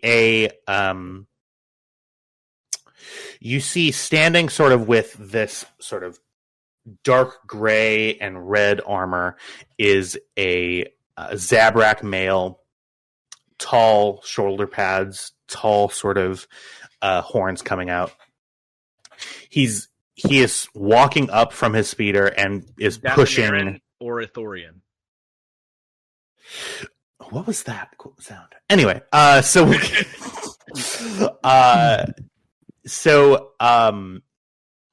you see the Zabrak outside. Rix, open the door, or I'll have no choice but to blow it up. Can I see this from like the cockpit? You do see, yeah. So you'll be you're in the cockpit. You are waiting to get the coolant readouts. You see the spears pull up, and Rick, you see out the side window, Rix is sort of talking to Lina. You can't really hear what's being said, but you can see them talking, and the scav, waving his hand. All right. Yeah. Camel, get on comms. Lina? yeah, somewhere in the engineering bay, or she would be smart enough to wear it. Yeah, we got customers. It looks like she just looks down at Rix. Yeah, ask Rix if this is a shoot them from the air sort of problem. Cameron wants to know if this is a shoot them from the air problem. Shoot them from the air. All right, if you want the entire Skag Union to get on my fucking ass about it, you're more welcome to nuke them from orbit. That's on no. And also, how about we try to can't fly right now? How? Yes, the ship is your ship. Just can't fly. Your engine's in pieces over there. You turn around and you but realize the guns work. She All right, so tell you what. She wants to let you know that the guns work. I'm going to power up the guns, and I'm going to go sit in our ventral turret. She's going to go sit on the ventral turret. Well, there's the landing thing in the way. Yeah, so I mean, if she always wants to be late. All right. Well, just, she she takes out her earpiece and hands it to Rix. Okay. Yeah, I actually physically feel Lina's discomfort in the middle of that. I love it. I'm telling you something very important. If you shoot this man, more will be coming, and they're going to be a lot stupider than this dickhead. So what do you want me to do? Try to talk him down? Well, you're the one in the ship, sissy. Is he? Lina looks aghast, takes her earpiece back. I am so sorry for him. I think he said sister. Are you apologizing for me? I told you. No. I'm going to go. Cameron, please help. What I'm going to do is I'm going to go and I'm going to open that front door, because if I don't, he's going to have 40 more scavs coming up and trying to scale my electrified walls. They got good engineers. Listen to Burnt Claw. It's cool for them to kill you, but you can't kill them. Yes, that is the way that large, powerful organizations on planets do work. I can shoot a guard, sure, and I'm allowed to shoot a guard, but the guard is going to have a lot of people coming after him. I'm only one person. Me standing up for against police violence. Jesus, violence against police. Cameron, grab the care. Hey, all right. Cam's gonna come on down and hand the care to Lina. Her third arm takes it. Back. Rix, I'm not meaning to interrupt. It seems you have some very interesting guests with you. I would love to speak with them. Oh dear. Son of a bitch. Well, so here's the thing. It's just us three and the two space wizards that are inside the thing that I've already locked. Now, let's not try to blow shit up. Because while I'm good at protecting my property, I don't want to be nuked from orbit. Understand? Great, I'll take your silence as sure. And he starts going over. Can I ask like a mechanical question here? So are the burnt claw, like, in charge of the planet? This is information that this scene is going to be relaying, I think. Okay, right? okay. I thought that we had been told that they were like a gang, not the authority of the planet. With our track record, that's probably... So Rick starts walking over to the gate access thing. Oh, and well, it usually starts. I'm just gonna. Yeah, I'm gonna just. We should do it. There is gonna be a day where I find a door button and it's gonna work perfect. They're all color coded too. So like all the black are weapons, all the brown are the Stormrunner sound effects. All the gray are droids. Like, I even color coded them for you. So, in walks a bunch of these scavs. They're all wearing a similar set of armor. They're all sort of wearing this gray armor with the same red slash coming through here.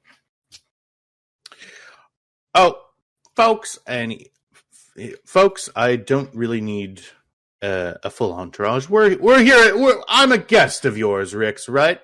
Yeah. Oh, I forget I'm Rix. As this conversation is happening, Lina's just going to quickly use her earpiece. W, send a message to Kybax and tell him we have guests and he needs to get home fast.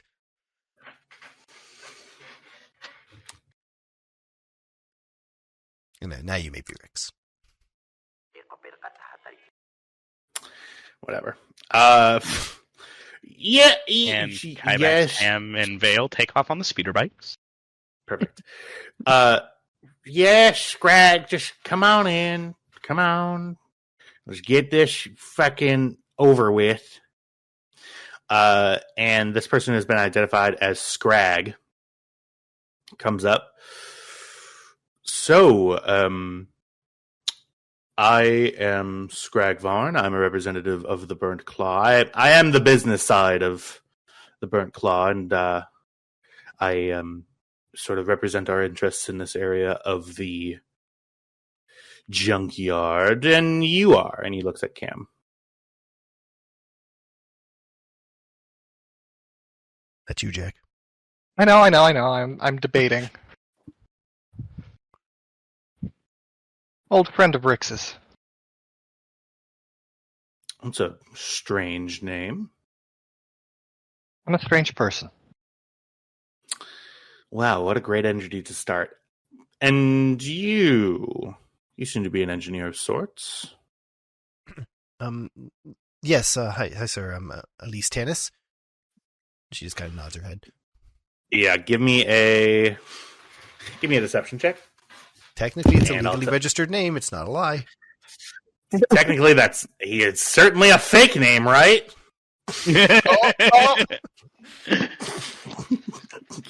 I'm done fucking around.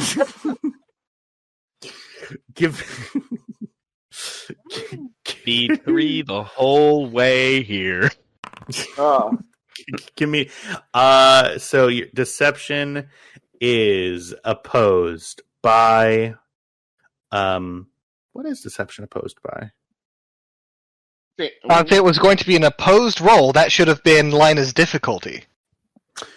Understandable. I'm wondering off of Scrag's sheet what is going to be the opposing thing that's setting the difficulty. I think it's perception. I mean, we can make perception, but I don't think that's right. Go ahead and give me. This would definitely be. I'll say it's a perception check, so it's difficulty 3, all reds. Oh. Would That's entirely it not different. Be skullduggery?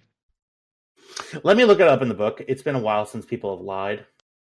Really? This crew? I'm pretty sure it was skullduggery. Skills. Cunning.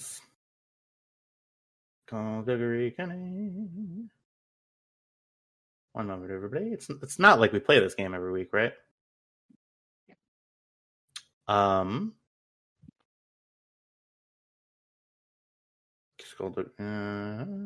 Perception. Sorry, everybody. I'm just not feeling great. Give me 1 second.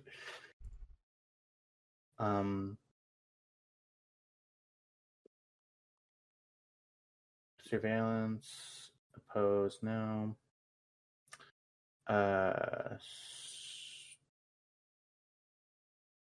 Oh, it's opposed by Streetwise. Okay. Yeah, it's just difficulty a flat difficulty 3. Okay. Right. So I'm just gonna roll 1 purple die and see if that first roll works, or you want a full new roll.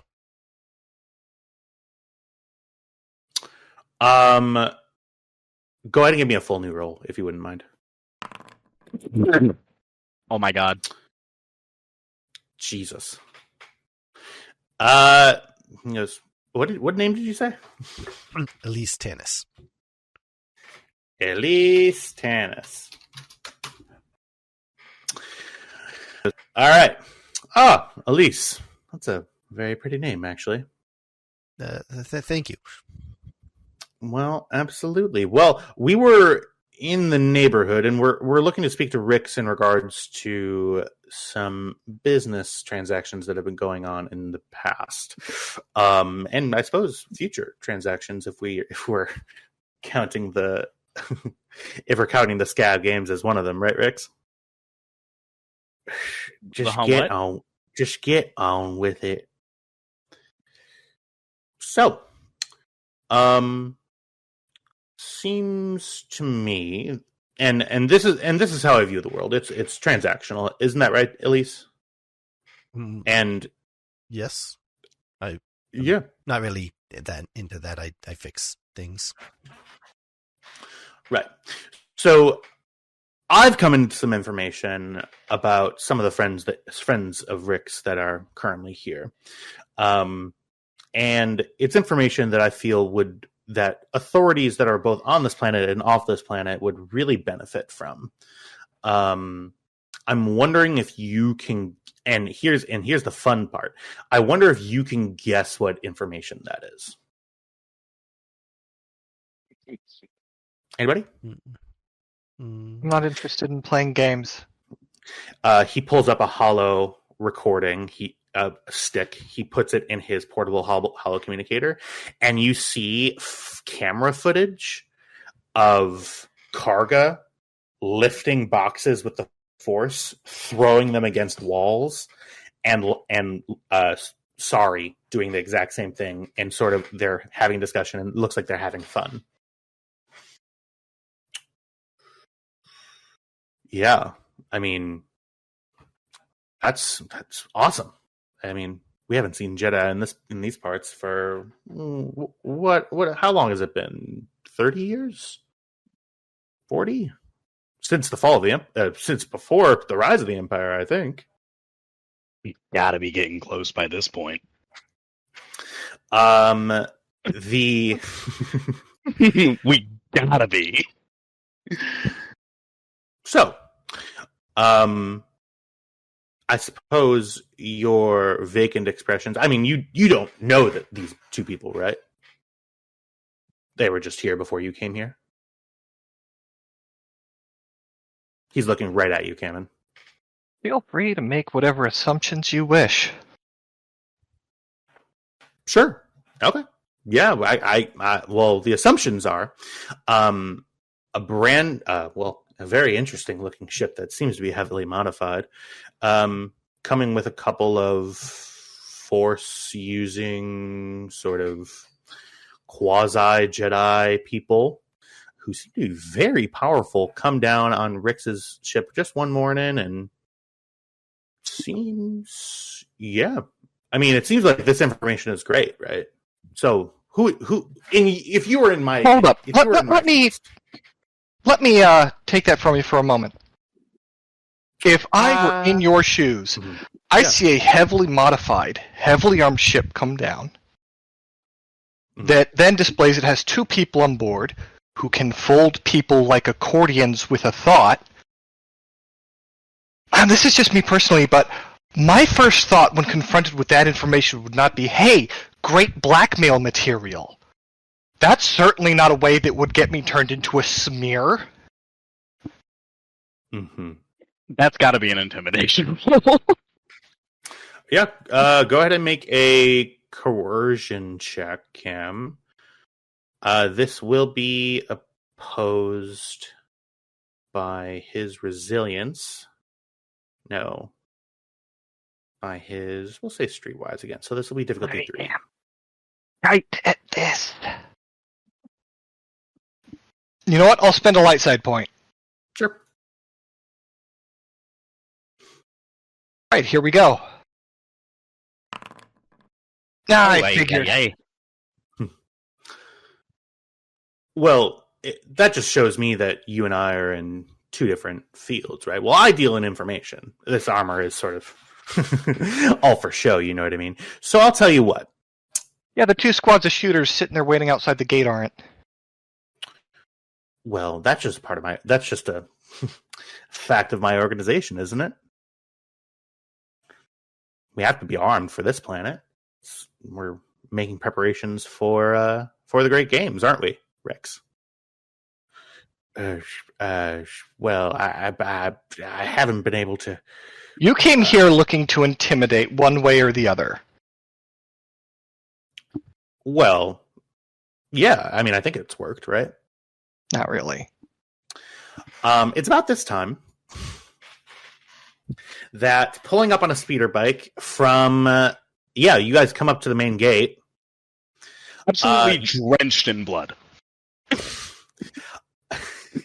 Cam looks back at them, looks up at the dude, and says, now that's not the vehicle my other associates left with. They look like yours. Did you perhaps try to split into 2 teams and take us out individually? Doesn't seem like that's hold up his right arm, and popping out of his wrist-mounted rocket launcher is an explosive rocket aimed at the group. Okay. Well, I think at this point... The explosion goes off. Linus' third arm, holding the care behind her back, just draws it at and points it at this dude's face. All right, great. The explosion didn't go off. It's just a... Oh, okay. Yeah. So I would like to make... murdering.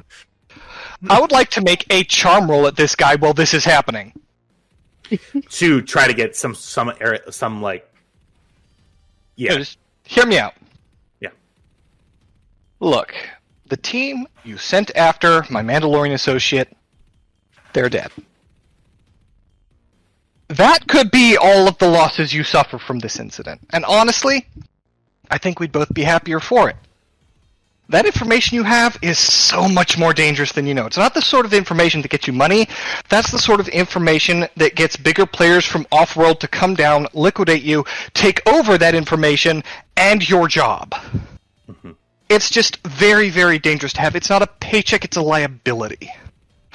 It doesn't matter who comes looking for it. Imperial Remnants, the New Republic, someone far more dangerous than either of us is going to come looking for that information once you put it out there, and they're going to find you. And by that point, we'll be long gone, and you're going to be standing here holding the bag. I think it would benefit all of us if you just walked away at this juncture. To me, that doesn't sound like charm, it sounds like coercion. Because of the last part of it. Because you're trying to persuade him to walk away.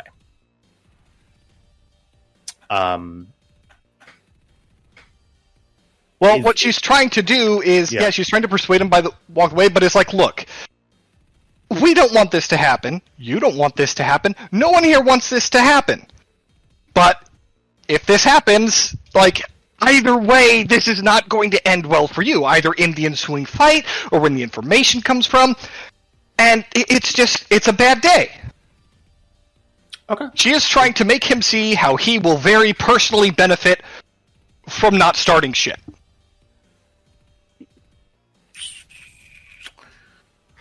And the bit about the Force users is very true, especially in, like, during the Empire, because if you let that shit slip out, the Inquisitors showed up looking to talk to you.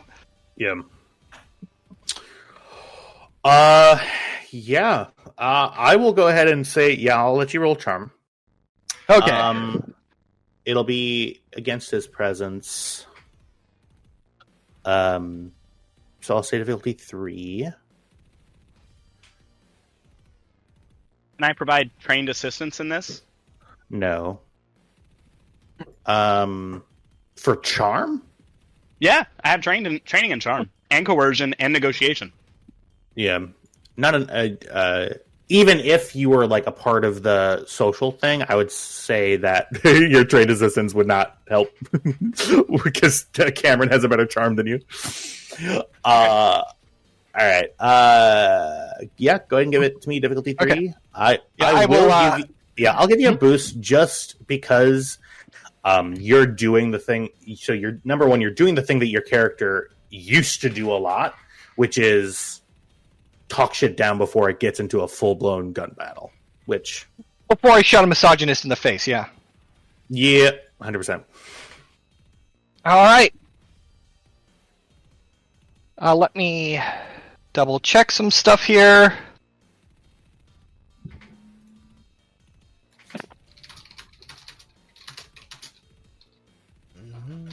All right, here we go. Ooh. Oh my god.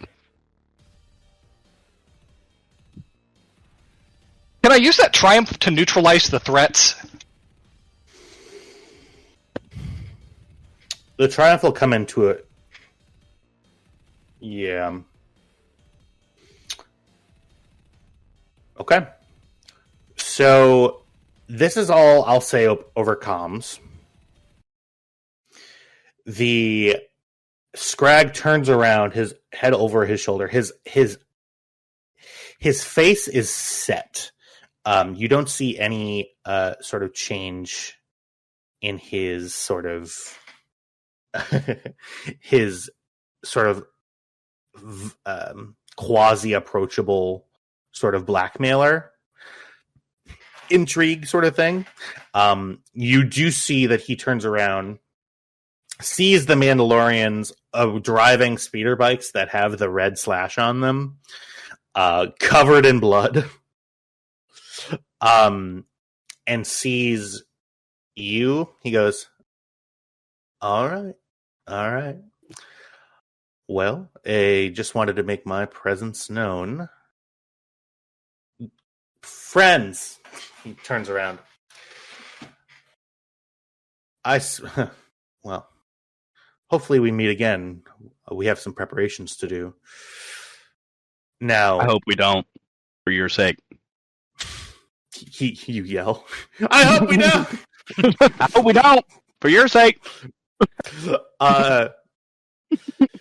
He goes, friends, I think we've made the approach that we wanted to make. I'm willing to walk away and save the bloodshed for another day, if you would be so willing. Cam just nods and motions to the gate. Gate's still open. Scrag walks away. His hands are like sort of up and still resting on his. You see that he is he's armed with just like a holdout blaster in a holster. The other guys, the mooks, are all holding blaster rifles. Each of them with sort of a shoulder strap that they can strap the gun over as they're going, and they also have blaster pistols on their side. They all attempt to do a mean mug, but then they see one of the mooks looks at you and looks at the speeder and goes, "Okay," and he just sort of averts eye contact. Make a Kyvax, make a whatever the system's version of an inside check is. Go ahead and give me a Streetwise? Yeah. What difficulty? We'll say difficulty 1. Okay. Yeah. I don't know. Yeah. I'll tell you. He just wanted to see how you did. You see that there's a face of recognition on his voice. He probably knows the guy who had that speeder before. A face of recognition on his voice? A face of like. We know what you meant. We know what you meant. It kind of does kind of like. Words are hard. The head tilt where like you can't be sure that his eyes are following you, but they are. Yeah. They all get on their speeders and right away. Cam lets out a held breath. When he comes back, he's going to bring everything he has. And I can't get this thing off the ground for another 28 days. Minimum. Well, that's some bad. Where the fuck is my truck? And he looks at you. He looks at you, Tam, in particular. What? Where is it? Next to pile 23B. I'm not talking to you. He's still looking up at Tam while playing a Kybax. What happened? Sorry, mate. We got ambushed. You saw that? You saw that? I shot what? That! That. Don't shout. Fuck. And he looks at Cam. All them blokes came after us too. All of them. And you saw that. We had to do something about it. So we wrote about your truck is over there somewhere. You'll find it eventually. It's with all the other junk. Cam openly winces. Tam, give me a charm roll. It's gonna be difficulty 3 with 2 setback. Oh, come on. Oh, and my truck junk? Well, No, we called it pig. he deserved it. What is it? What am I doing? It's a charm roll Charm? with difficulty 3, setback 2. Oh, Lord. You just insulted this man's truck and his junk. Oh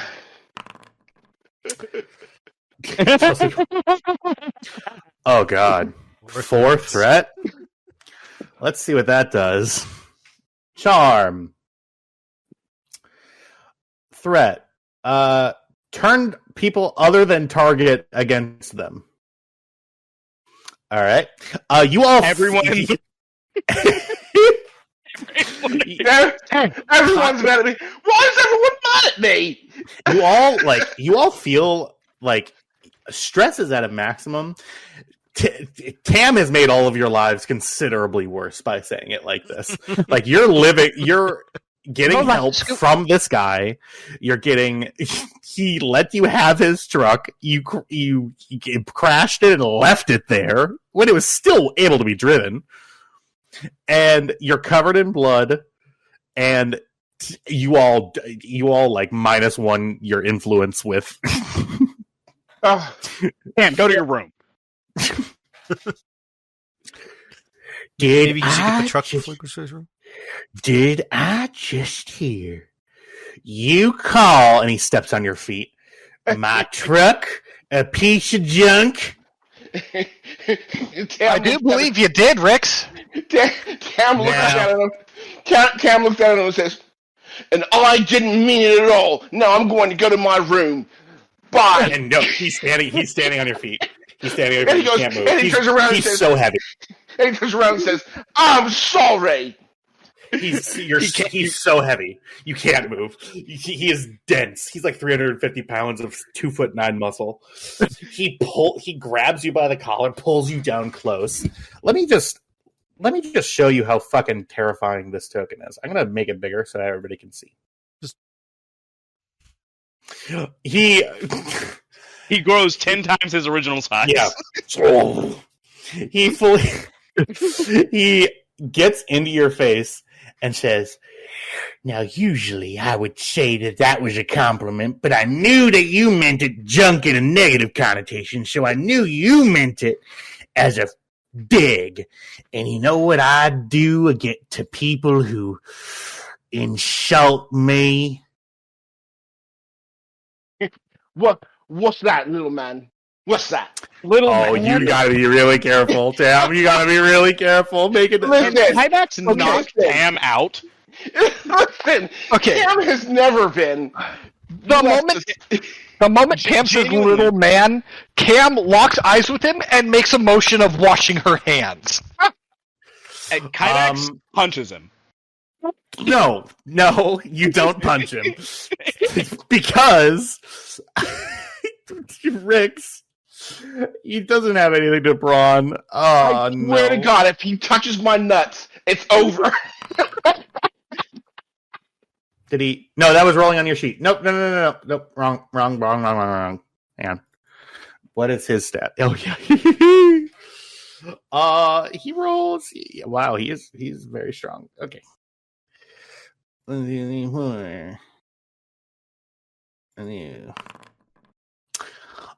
You take 4 damage, 4 wounds, as he clocks you across the jaw.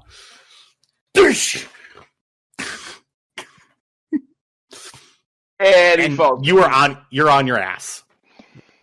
Hybax does pick him up. Lina runs forward and starts taking care of the bloody lip. He says, "That wasn't very nice, Rex. That Not was at all." exactly what you deserved. Well, Now shut up. maybe. Don't talk anymore. Now I'm going upstairs. I'm telling all y'all something right now. You all have caused me an insane amount of grief, and you've only been here 1 calendar day. Do you want me to lock Tam in his room? No. And he gets really close to you. He doesn't. He gets down to whisper to you. He doesn't go in his room. He's gonna go into my room. I'm sorry. He gets.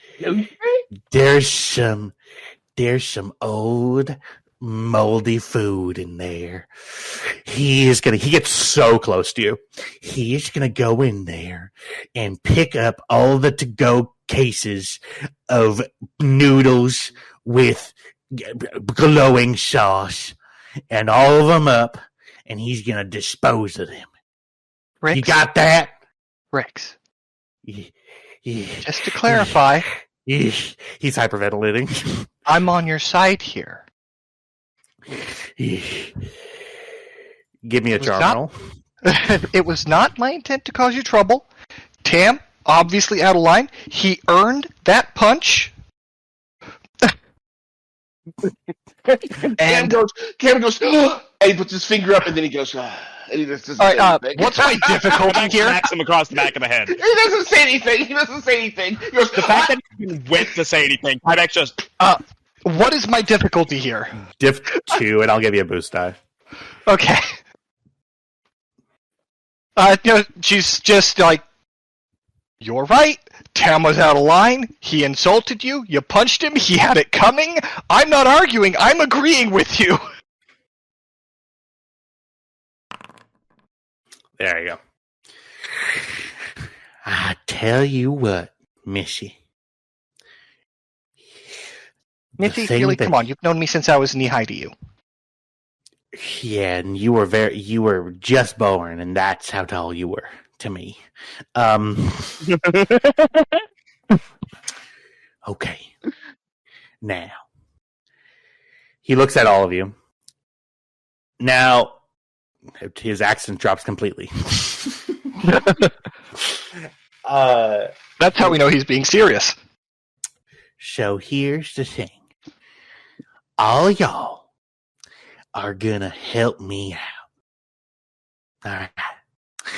Because frankly, if they come back, they're going to come back with everyone. And everyone is probably like 120 people that they got hired. Plus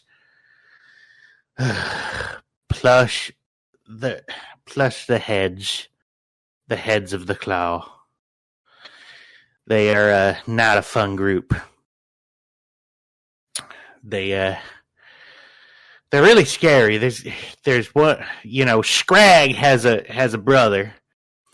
Skag is sort of the tactics of the group, and Scrag, who we just met, he's sort of the money guy. It's weird that he kind of came with only 8 guys. I suppose that's the amount of pull that the Varn brothers have on each other, but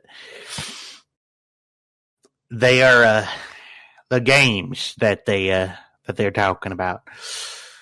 They're the Scav games. Mm-hmm.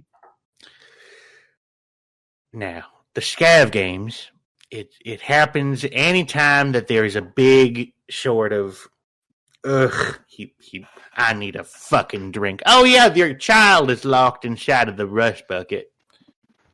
Oh yeah, why were they here anyway? Well, hey, Tam, I think we should take you to the med bay and Well, Tam and Lina go off. Cam motions Kyvax over. Yes. They've been surveying the place. They have footage of teaching Karga to throw things with his mind. Oh, so they all die. It's a little more complicated than that.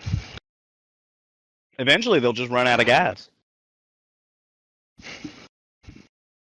Rix is walking over, and the doors open. Karga comes out. Sorry comes out too, and sort of Sorry sees that everybody's sort of grouped together, and she goes back up into the ship. Karga goes, who were those guys? Bad news. Bunch of assholes. Okay. I kind of overheard. Do they know about me and Sorry? Yeah. And he covers his face with his hands. I was worried that something like this could happen. Ibex goes up to him, and instead of ruffling his hair because he's a Zabrak and doesn't have any, he does the Zabrak equivalent where he hooks one of the kid's horns and just kind of tugs a little bit. Like, hey, you're going to be okay. Okay? We'll take care of it. This is not something you got to worry about. But it's my fault, Kybax. No, it isn't. It's their fault for being assholes. Not on you. Look, why don't we all head up into the Stormrunner for a drink? Yeah, well, can I bring some of my liquor? You can absolutely bring your own. We don't have anything strong enough for you. Nor do we have anything containing cobalt. Alright. He coughs blood up.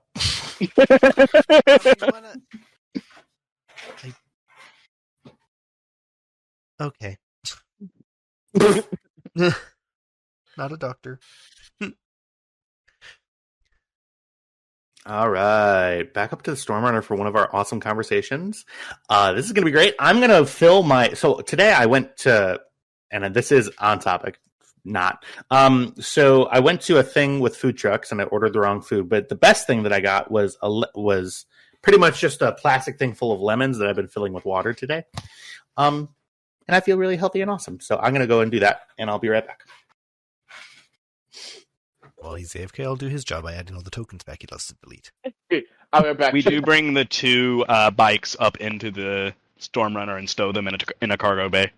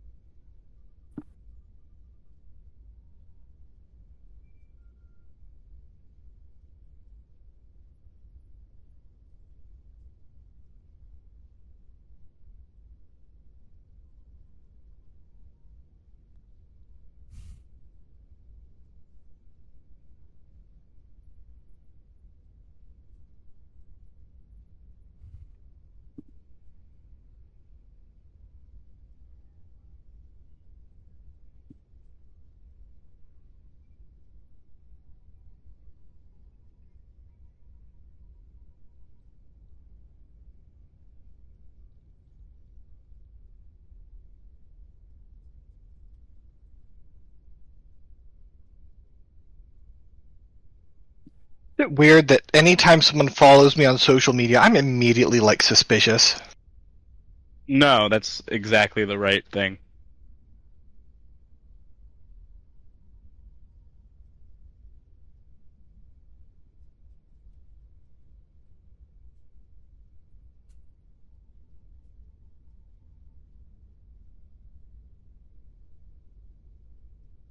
Okay, so do you watch Invincible at all? Nope. Are you at least familiar with it? Vaguely? So you know that the Viltrumites are like basically Saiyans that don't shoot energy blasts. They're kind of like Kryptonians if they were imperialist. Kinda, yeah. They don't have laser powers. vision, but basically. So someone put a Reddit post up that was like, who would win between the Powerpuff Girls and Conquest from Invincible? And I'm sorry, but the Powerpuff Girls are stomping his ass. Yeah. The Yeah. Crash Out chicks? The who broke into prison to beat Mojo Jojo up when he wasn't doing jack shit? Yeah. He's getting fucking ass beat by 3 little girls. Let's see. List of superpowers used by the Powerpuff Girls: superhuman strength, superhuman speed, superhuman durability, superhuman stamina, energy trail, flight, heat vision, ability to breathe and survive in space, energy projection, super senses, night vision, tornado generation, fire generation, X-ray vision, invulnerability, immunity to extreme cold and heat, supersonic screams, waves, and bursts, sonic booms and shock waves, teleportation over short distances, spontaneously able to catch on fire. They can duplicate themselves one after another. They can transform into a puddle of water. They can shrink to microscopic size. They have something called an electric boogaloo force field, which is intensive breakdancing, which generates a highly output energy force field. Yeah. I think who would win in a fight X versus the Powerpuff Girls is almost like it's almost as bad as pitting someone against Bugs Bunny.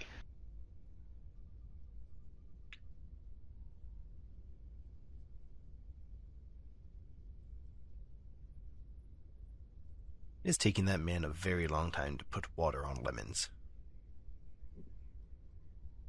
Don't judge. Until he's here and he can hear you judge him. This is recorded. He can go back in here anytime he wants. Well, first he has to grow the lemons. Ice breath, lightning bolts, laser beams, intuitive aptitude.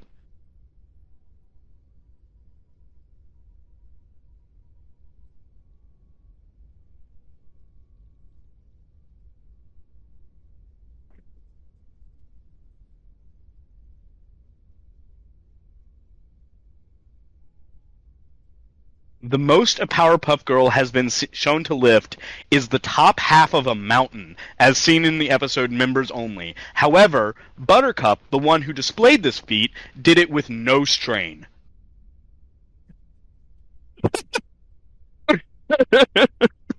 Ba ba ba da ba ba ba. That just reminds me of the death battle between Superman and Goku. And that the Goku fans got so your normal death battles, 30 minutes, 10 minutes per stat, and then 10 minutes on the fight. Anyways, he's back. I love the fucking super intense forum that they had for power comparison.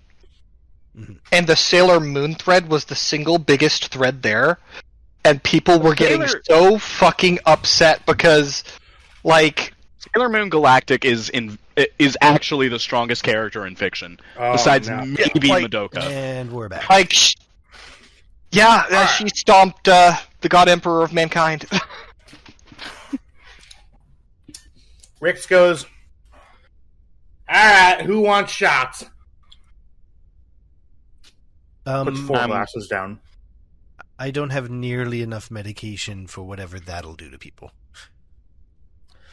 Now, here's the thing. I was able to find some without shavings. But it is a vintage. And it is technically classed as a superconductor. But it is mighty delicious. And not so strong that it will immediately kill you, but it is enough to cause immediate impairment. Kymax takes one up and kind of opens up his helmet just a little bit and sniffs it. You take 4 strain. Kymax puts it down immediately. Do not. Come on, Mando. You look like you got what it takes. Now, for reference, I do use this as a sleep aid. I have horrible and terrible nightmares that require some level of sedative and paralytic in order to get over. Right. So you led us to believe that the Burnt Claw was a gang, right? It's a hard cut. The hard cut away from whatever bullshit I was doing. There's lemon water on my nose. No. Kymax gets a distinct feeling that you have to keep Rix on track, or he will wander away. Now, I tell you this. The Burnt Claw, they are, as of, a couple of years ago, this is 3 or 4 years prior, while the Empire was still, kicking and carousing, when the Empire had direct control, now they were given sort of more latitude than the standard Scav protocol, and that is they were allowed to live. They, the rebellion would sometimes send small fleets to try to take this area, just because it does sit on 2 major trade routes right out to the Outer Rim and to Kashyyyk, and to, all of the other planets that are around. You got Umbara, you got Shalakta and you got Schlaheron. You guys know about Schlaheron. Sometimes they need to speak to the huts, and this system was sort of one of the good ones for that sort of loot. And the Imperials, they were working with the Burn Claw, you know. See, sometimes you need experienced scavengers to get at some of these rebellion areas. You know what I mean?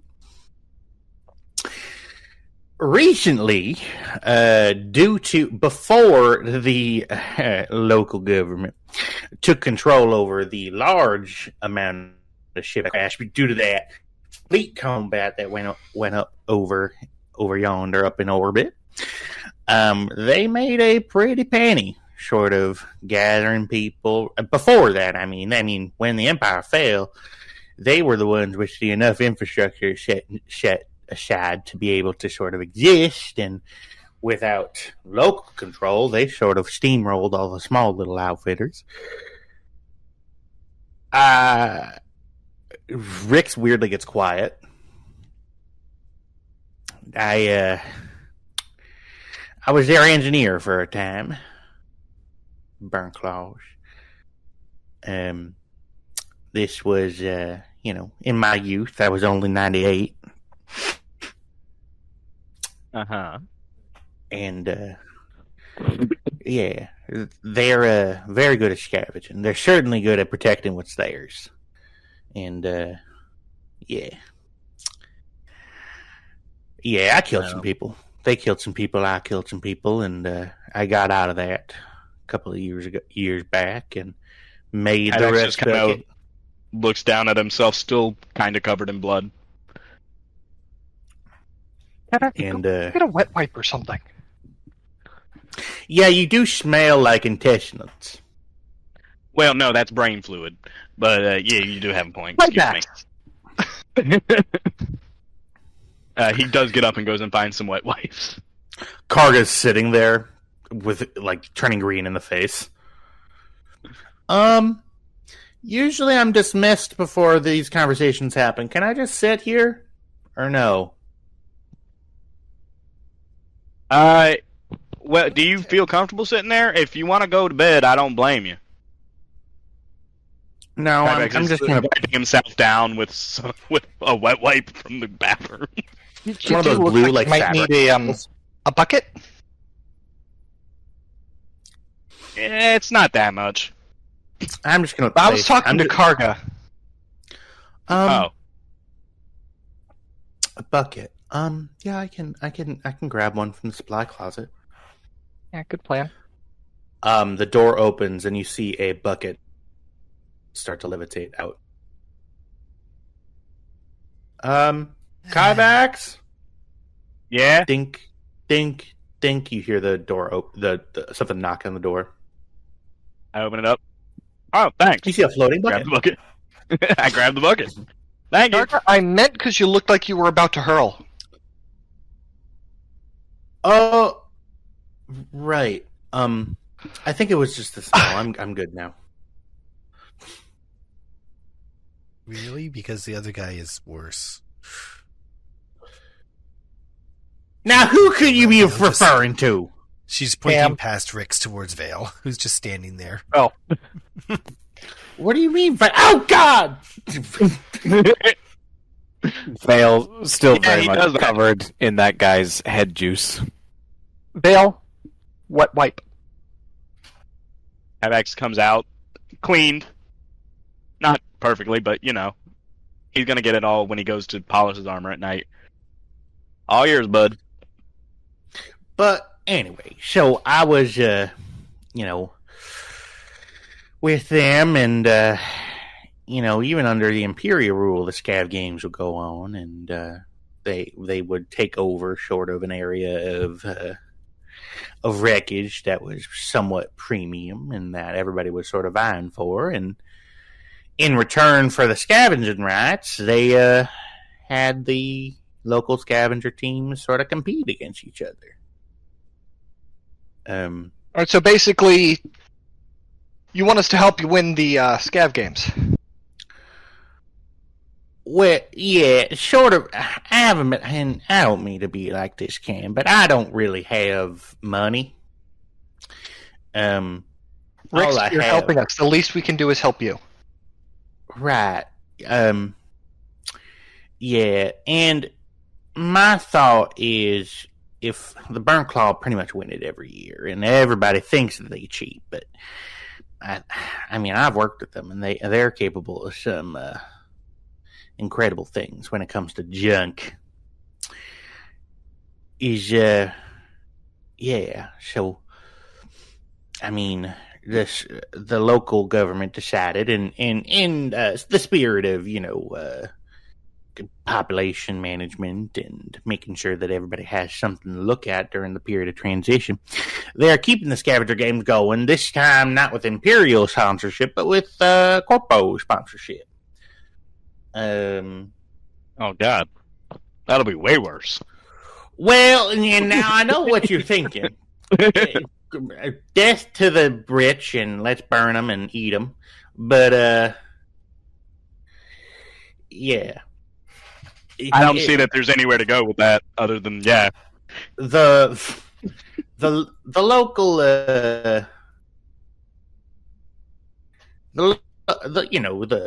government that's in charge of the planet, and mostly of Port Relish Hour. They're ones who administrate the games, and just the corporate, it costs a lot of money to put these things aside.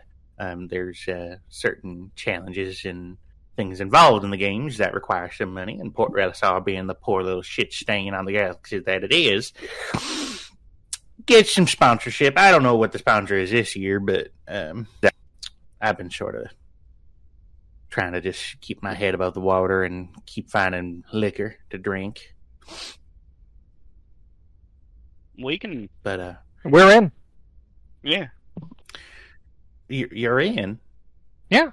We'll help you. Well, thank you.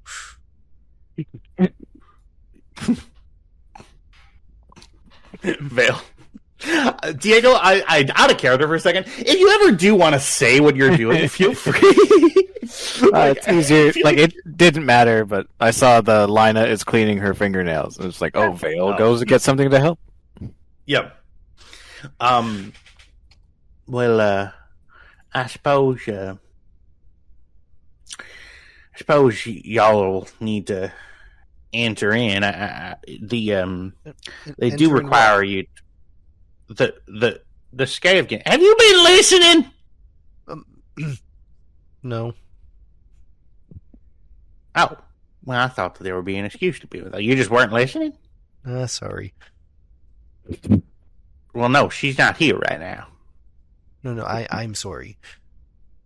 No, you're not. You're Lana. She means she apologizes for not listening.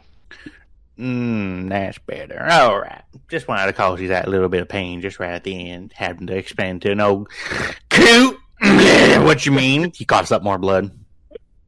Do you want to get that looked at, or I already did. Tank.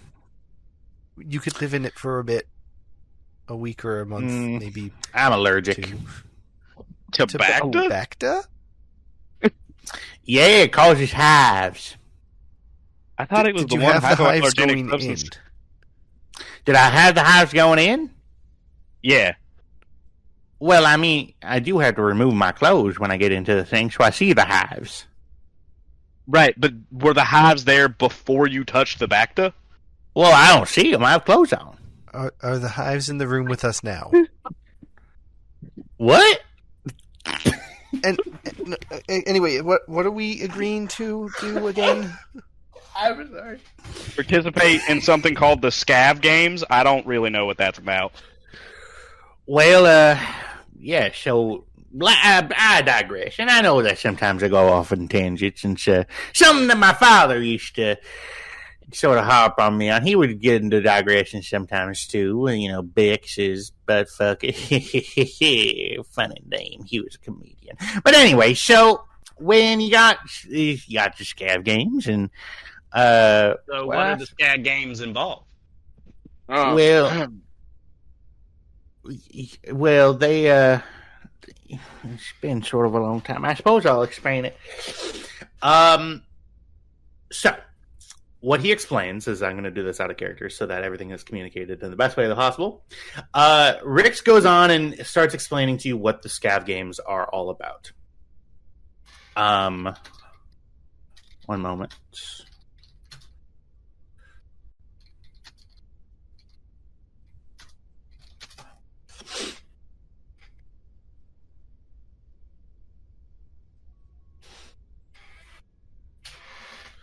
Yeah, so it occurs over a 3-day period. It's pretty much like a weekend.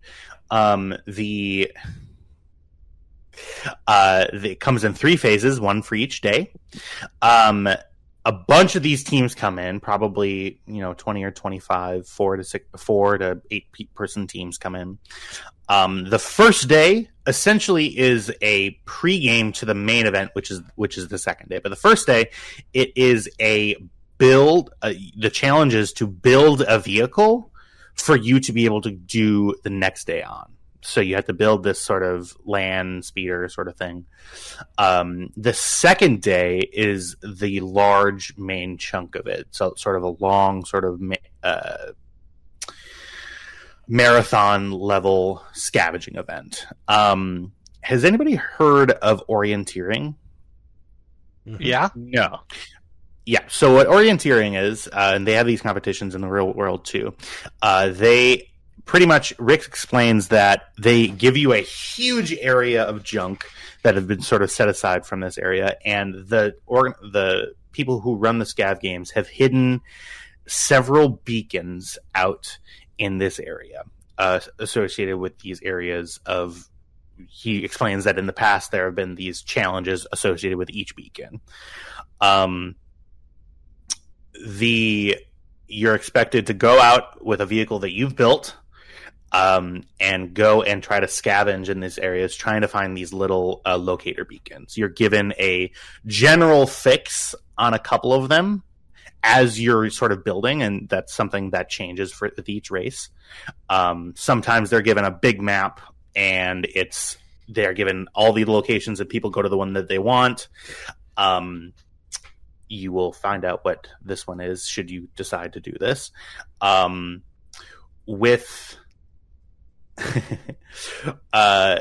Essentially, you have to have a certain amount of beacons in order to, quote unquote, finish the race.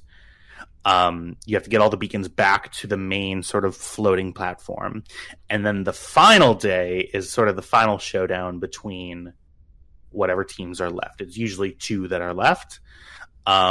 You have to fight over one beacon that's in a very treacherous area of the place that is actually the prize for the games, which is, in this instance, Rix explains that it is the wreckage of a large rebellion frigate that crashed as a result of the fleet combat that happened a couple of weeks ago.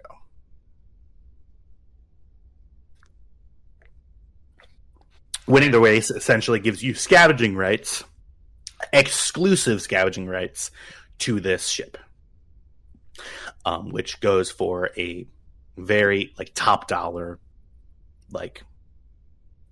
even if you're not going to do it yourself, you could sell those rights for a lot of money. Absolutely, because this is really premium salvage. Currently, as of Rick explains, the area of wreckage that you're fighting for, the planetary navy and the reservists and everything like that, they're currently locking down that area and killing anybody that goes close to it, because it's being set aside for these scout games. So they sort of make a big TV production out of it. They sort of they film it, and it goes out to the public, of course, here, and it goes out on the HoloNet. But we're not exactly able to be shown on the HoloNet. Do we do it disguised? Well, I mean, you're supposed to have sort of a to make the TV ratings pop and make everybody look like they're on the same team, and just simply so you can see what each other look like. You're supposed to dress sort of similarly with like a color palette. So yeah, I don't see why you wouldn't be able to disguise yourself if that's really an issue. Yeah, it's a big one, but we can solve that issue. Well, if we all wear helmets. Yeah, and I could change my armor color. One Mandalorian looks like any other.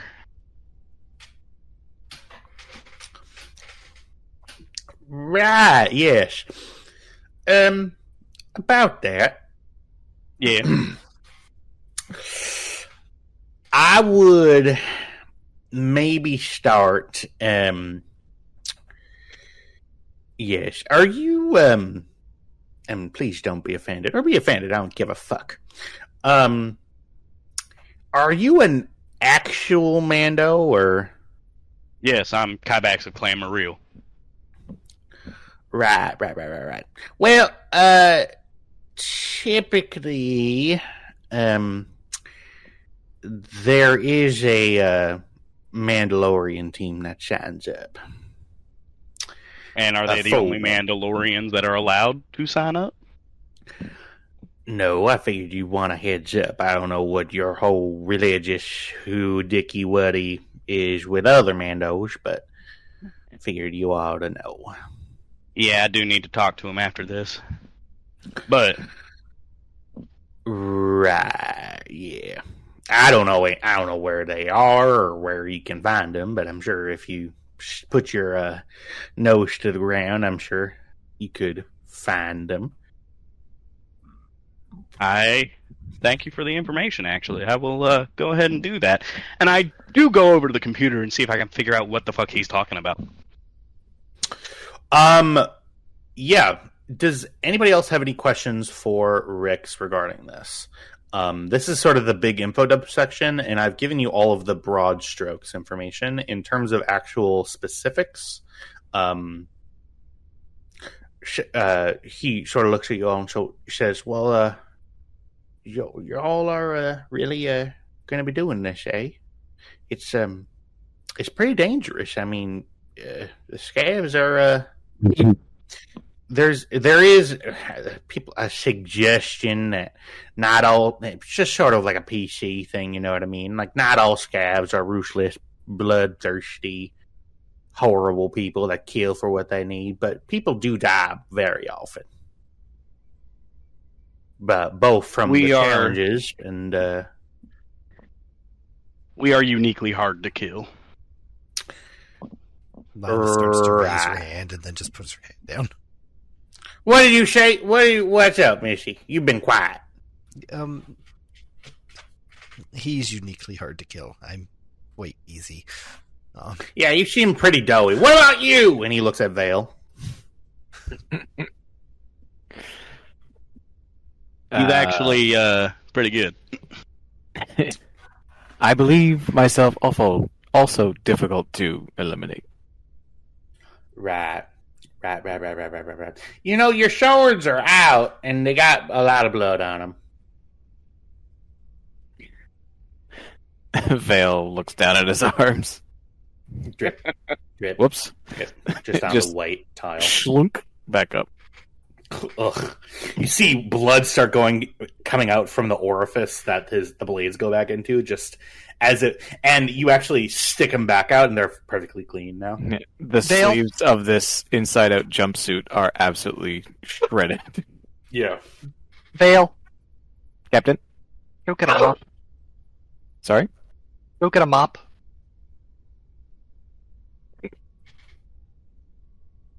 Get up. Lola, shush! Get him up. I don't know where your mops are, but Vale would. Yeah. Vale has already memorized the entire ship. Yeah. What he was doing last session. He'd be just walking around. I remember that. That was so funny.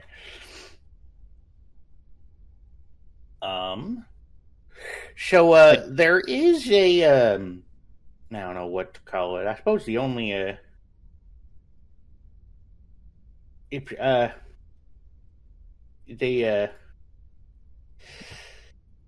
they do ask for a substantial amount of money up front for you to sort of pay for your pleasure. I know it's rather capitalist of them to want money in exchange for a prize, but What's the buy-in? the buy-in will Stop looking at my archives. Huh? I What? saw you log into the archives and see how much credits we Wait, have. what are you talking about? It Don't is, metagame. We can't metagame. You can't metagame. My entire job is metagaming. So I did have dope, and I saw it beforehand. It is a pretty shot. It is 10,000 credits, but from the stuff that I'd be able to get you, I can promise double that back if y'all are alive and win.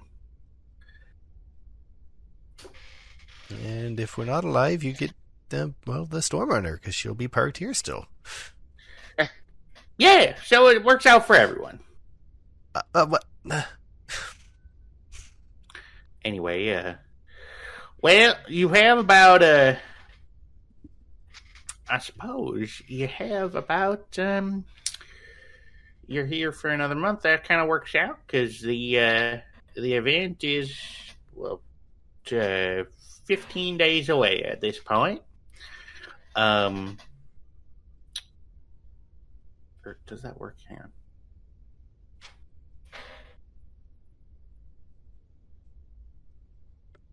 Trying to figure out my math. It works. Yeah. Yep. So it's going to be 15 days out from now, and we got to wire in the money. You know, I think the deadline's tomorrow. They were taunting me. They know that it's always been that I was the one who would help them out during the games and build their thing for them, and now they got this fucking dickhead goggle-wearing motherfucker as their engineer and cat ears and all that shit. Well, no one's a better mechanic than Lana. So, Well, hey, what about me? I promise you, she's got you. Well, all right. I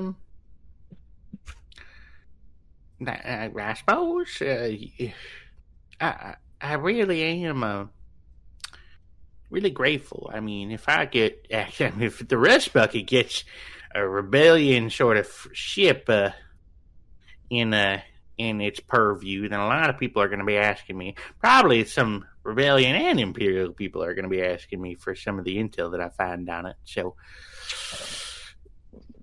I suppose it's getting late and I got to clean up blood. He coughs up. But I suppose thank you all. You're welcome. Walks out. It would be Timex. once the lift comes up. Linus says it'd be cheaper to pay for the parts. Couldn't we just sell the 2 speeder bikes? And well, maybe. Yeah, because they're 7,000 credits apiece.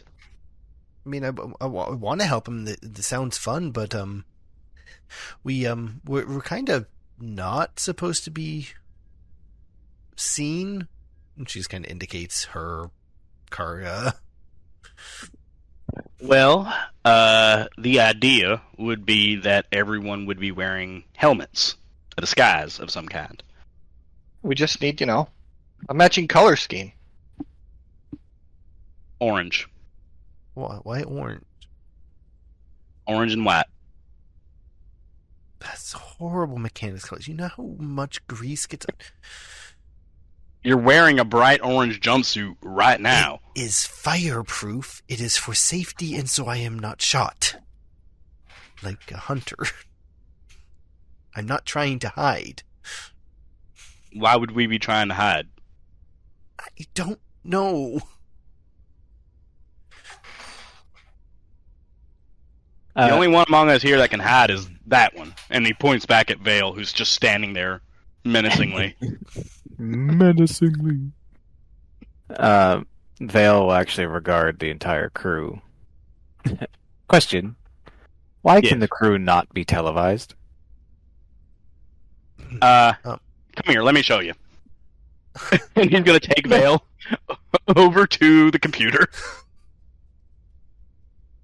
And he pulls up the bounty board. Yeah. You see, faces and physical descriptions and pictures. Whoa, faces now? Yep. Oh, shit. Of Cutbacks his face. Well, yeah, a helmet. What was the total on the bounties again? 20,000 a head, 20,000 20,000 a if you can piece. destroy the Stormrunner. Yep. So a large price on everybody's head. Vale Bad turns, laugh. walks back, just so he can look at Lina. A nice royal blue with an offset white racing stripe. Kiss blue. It appears you're That in racist. more need of assistance than previously indicated. No, I'm not. Thank you. Your service has been exemplary. We'll get you a watch for your service, and you can go on your way. Your hefty Just watch out bounty for anybody indicates that otherwise. identifies themselves as Black Sun. I'm sorry, what did Diego say? Diego said your hefty bounty indicates otherwise. Well, I guess Vale said, but yeah. Also, the third mechanical arm is indicative of requiring further assistance. No. That's it. I could take it off. It's good to have. Ibex kind of why would you take it off? He's claiming I need help because of the arm. I don't need the arm. I like the arm. So, Lana, why are you so opposed to asking for help? Everybody, He's not Carter looks at opposed you. to asking for help. I would ask for help from people who can help me. I don't need my problems shot at or stabbed or... She looks at Tam.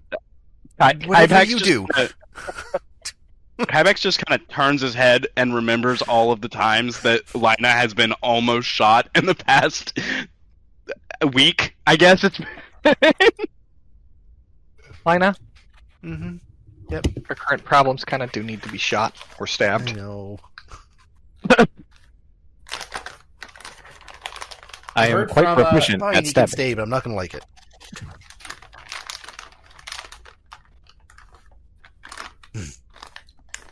Well, I like him. You should have seen this guy when we were fighting those what are they called? The claw guys? Burnt claw. The burnt claw. When we were fighting the burnt claw, he like drifted the truck sideways, and then I was hanging out of one door, so I was broadside to him. I jumped up because they were coming at us, and then he opened his door and flipped onto the roof, and the speeder bike went through both doors, and the guy on top cut in half. It was the coolest shit I've ever seen. So you I wasn't there. So a full speeder bike drove through the cockpit of the heavy hauler that you left in, Yes. and yet you seem to think it's drivable now. Oh, it is. It's just had some cosmetic damage. The cockpit is where all the controls are. Oh, none of the controls were touched. That's what I'm saying. It was a clean through and through.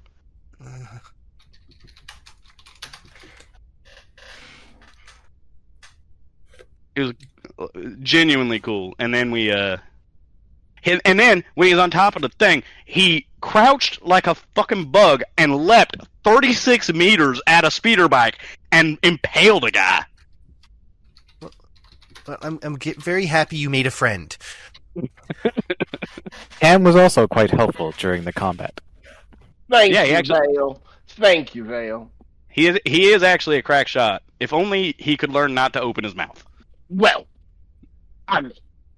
It's part of my charm, ain't it? Tam, I want you to think about every time you have opened your mouth so far on this adventure. Okay, you've got a point. But still, he had it coming. It's No, that right he didn't. there. This is not an adventure. This is our lives. You know, And they are getting shorter by the minute. You know, I was To thinking. be fair, it would be getting shorter by the minute regardless of what we were doing. I was thinking, you know, we're going up against these gangsters in this thing we're doing. And, you know, Rick said that they cheated. When do you think they cheat? How do you think they cheat? What's going on? The easiest thing to do would be bring in parts they didn't scavenge. Huh. So, you think we could do the same thing? Or perhaps, do you think... We won't need to. Oh. I was thinking perhaps maybe we could keep them from cheating. Perhaps sabotage their incoming freight? Or steal it, maybe? I don't know. I'm just putting some fun ideas out there. Okay. So as we're sort of coming to the end of the session, is there anything that you want to do in terms of researching the games outside of what Rix has told you? Is there Yes. is there any prep that we're going to be doing? Because what we're going to do, if we're going to be doing this, the 2 weeks of prep we're going to be doing right at the beginning of next session. That is going to be, that's probably going to be what we're starting with, like what all we're going to be doing, what prep do you guys want to do beforehand? Do you want to find intelligence on some of the other teams that you're going at? You're speaking Vale's language. Is there anything else that you want to do before? Okay. Someone got super excited. Before that happens, actually, is there anything anybody else thinks that we can do that's not prep related for the games? That's anything outside of like, hey, I'm going to go and search this. Is there anything else that we want to look up, or any questions that you have for me? I would like to look up that just that Mandalorian team, see what their deal is. But I can wait till next session, I guess. All right. Well, then in that case, I think we'll go ahead and end it there. I want to thank everybody for playing here for me. I was kind of scatterbrained here today, and I apologize for that. It'll be better next time. This is going to be sort of the Randone arc that we're going to be going on. Scav games are going to be... with that, thank everybody for watching. If you're watching at all, have a good day. Bye!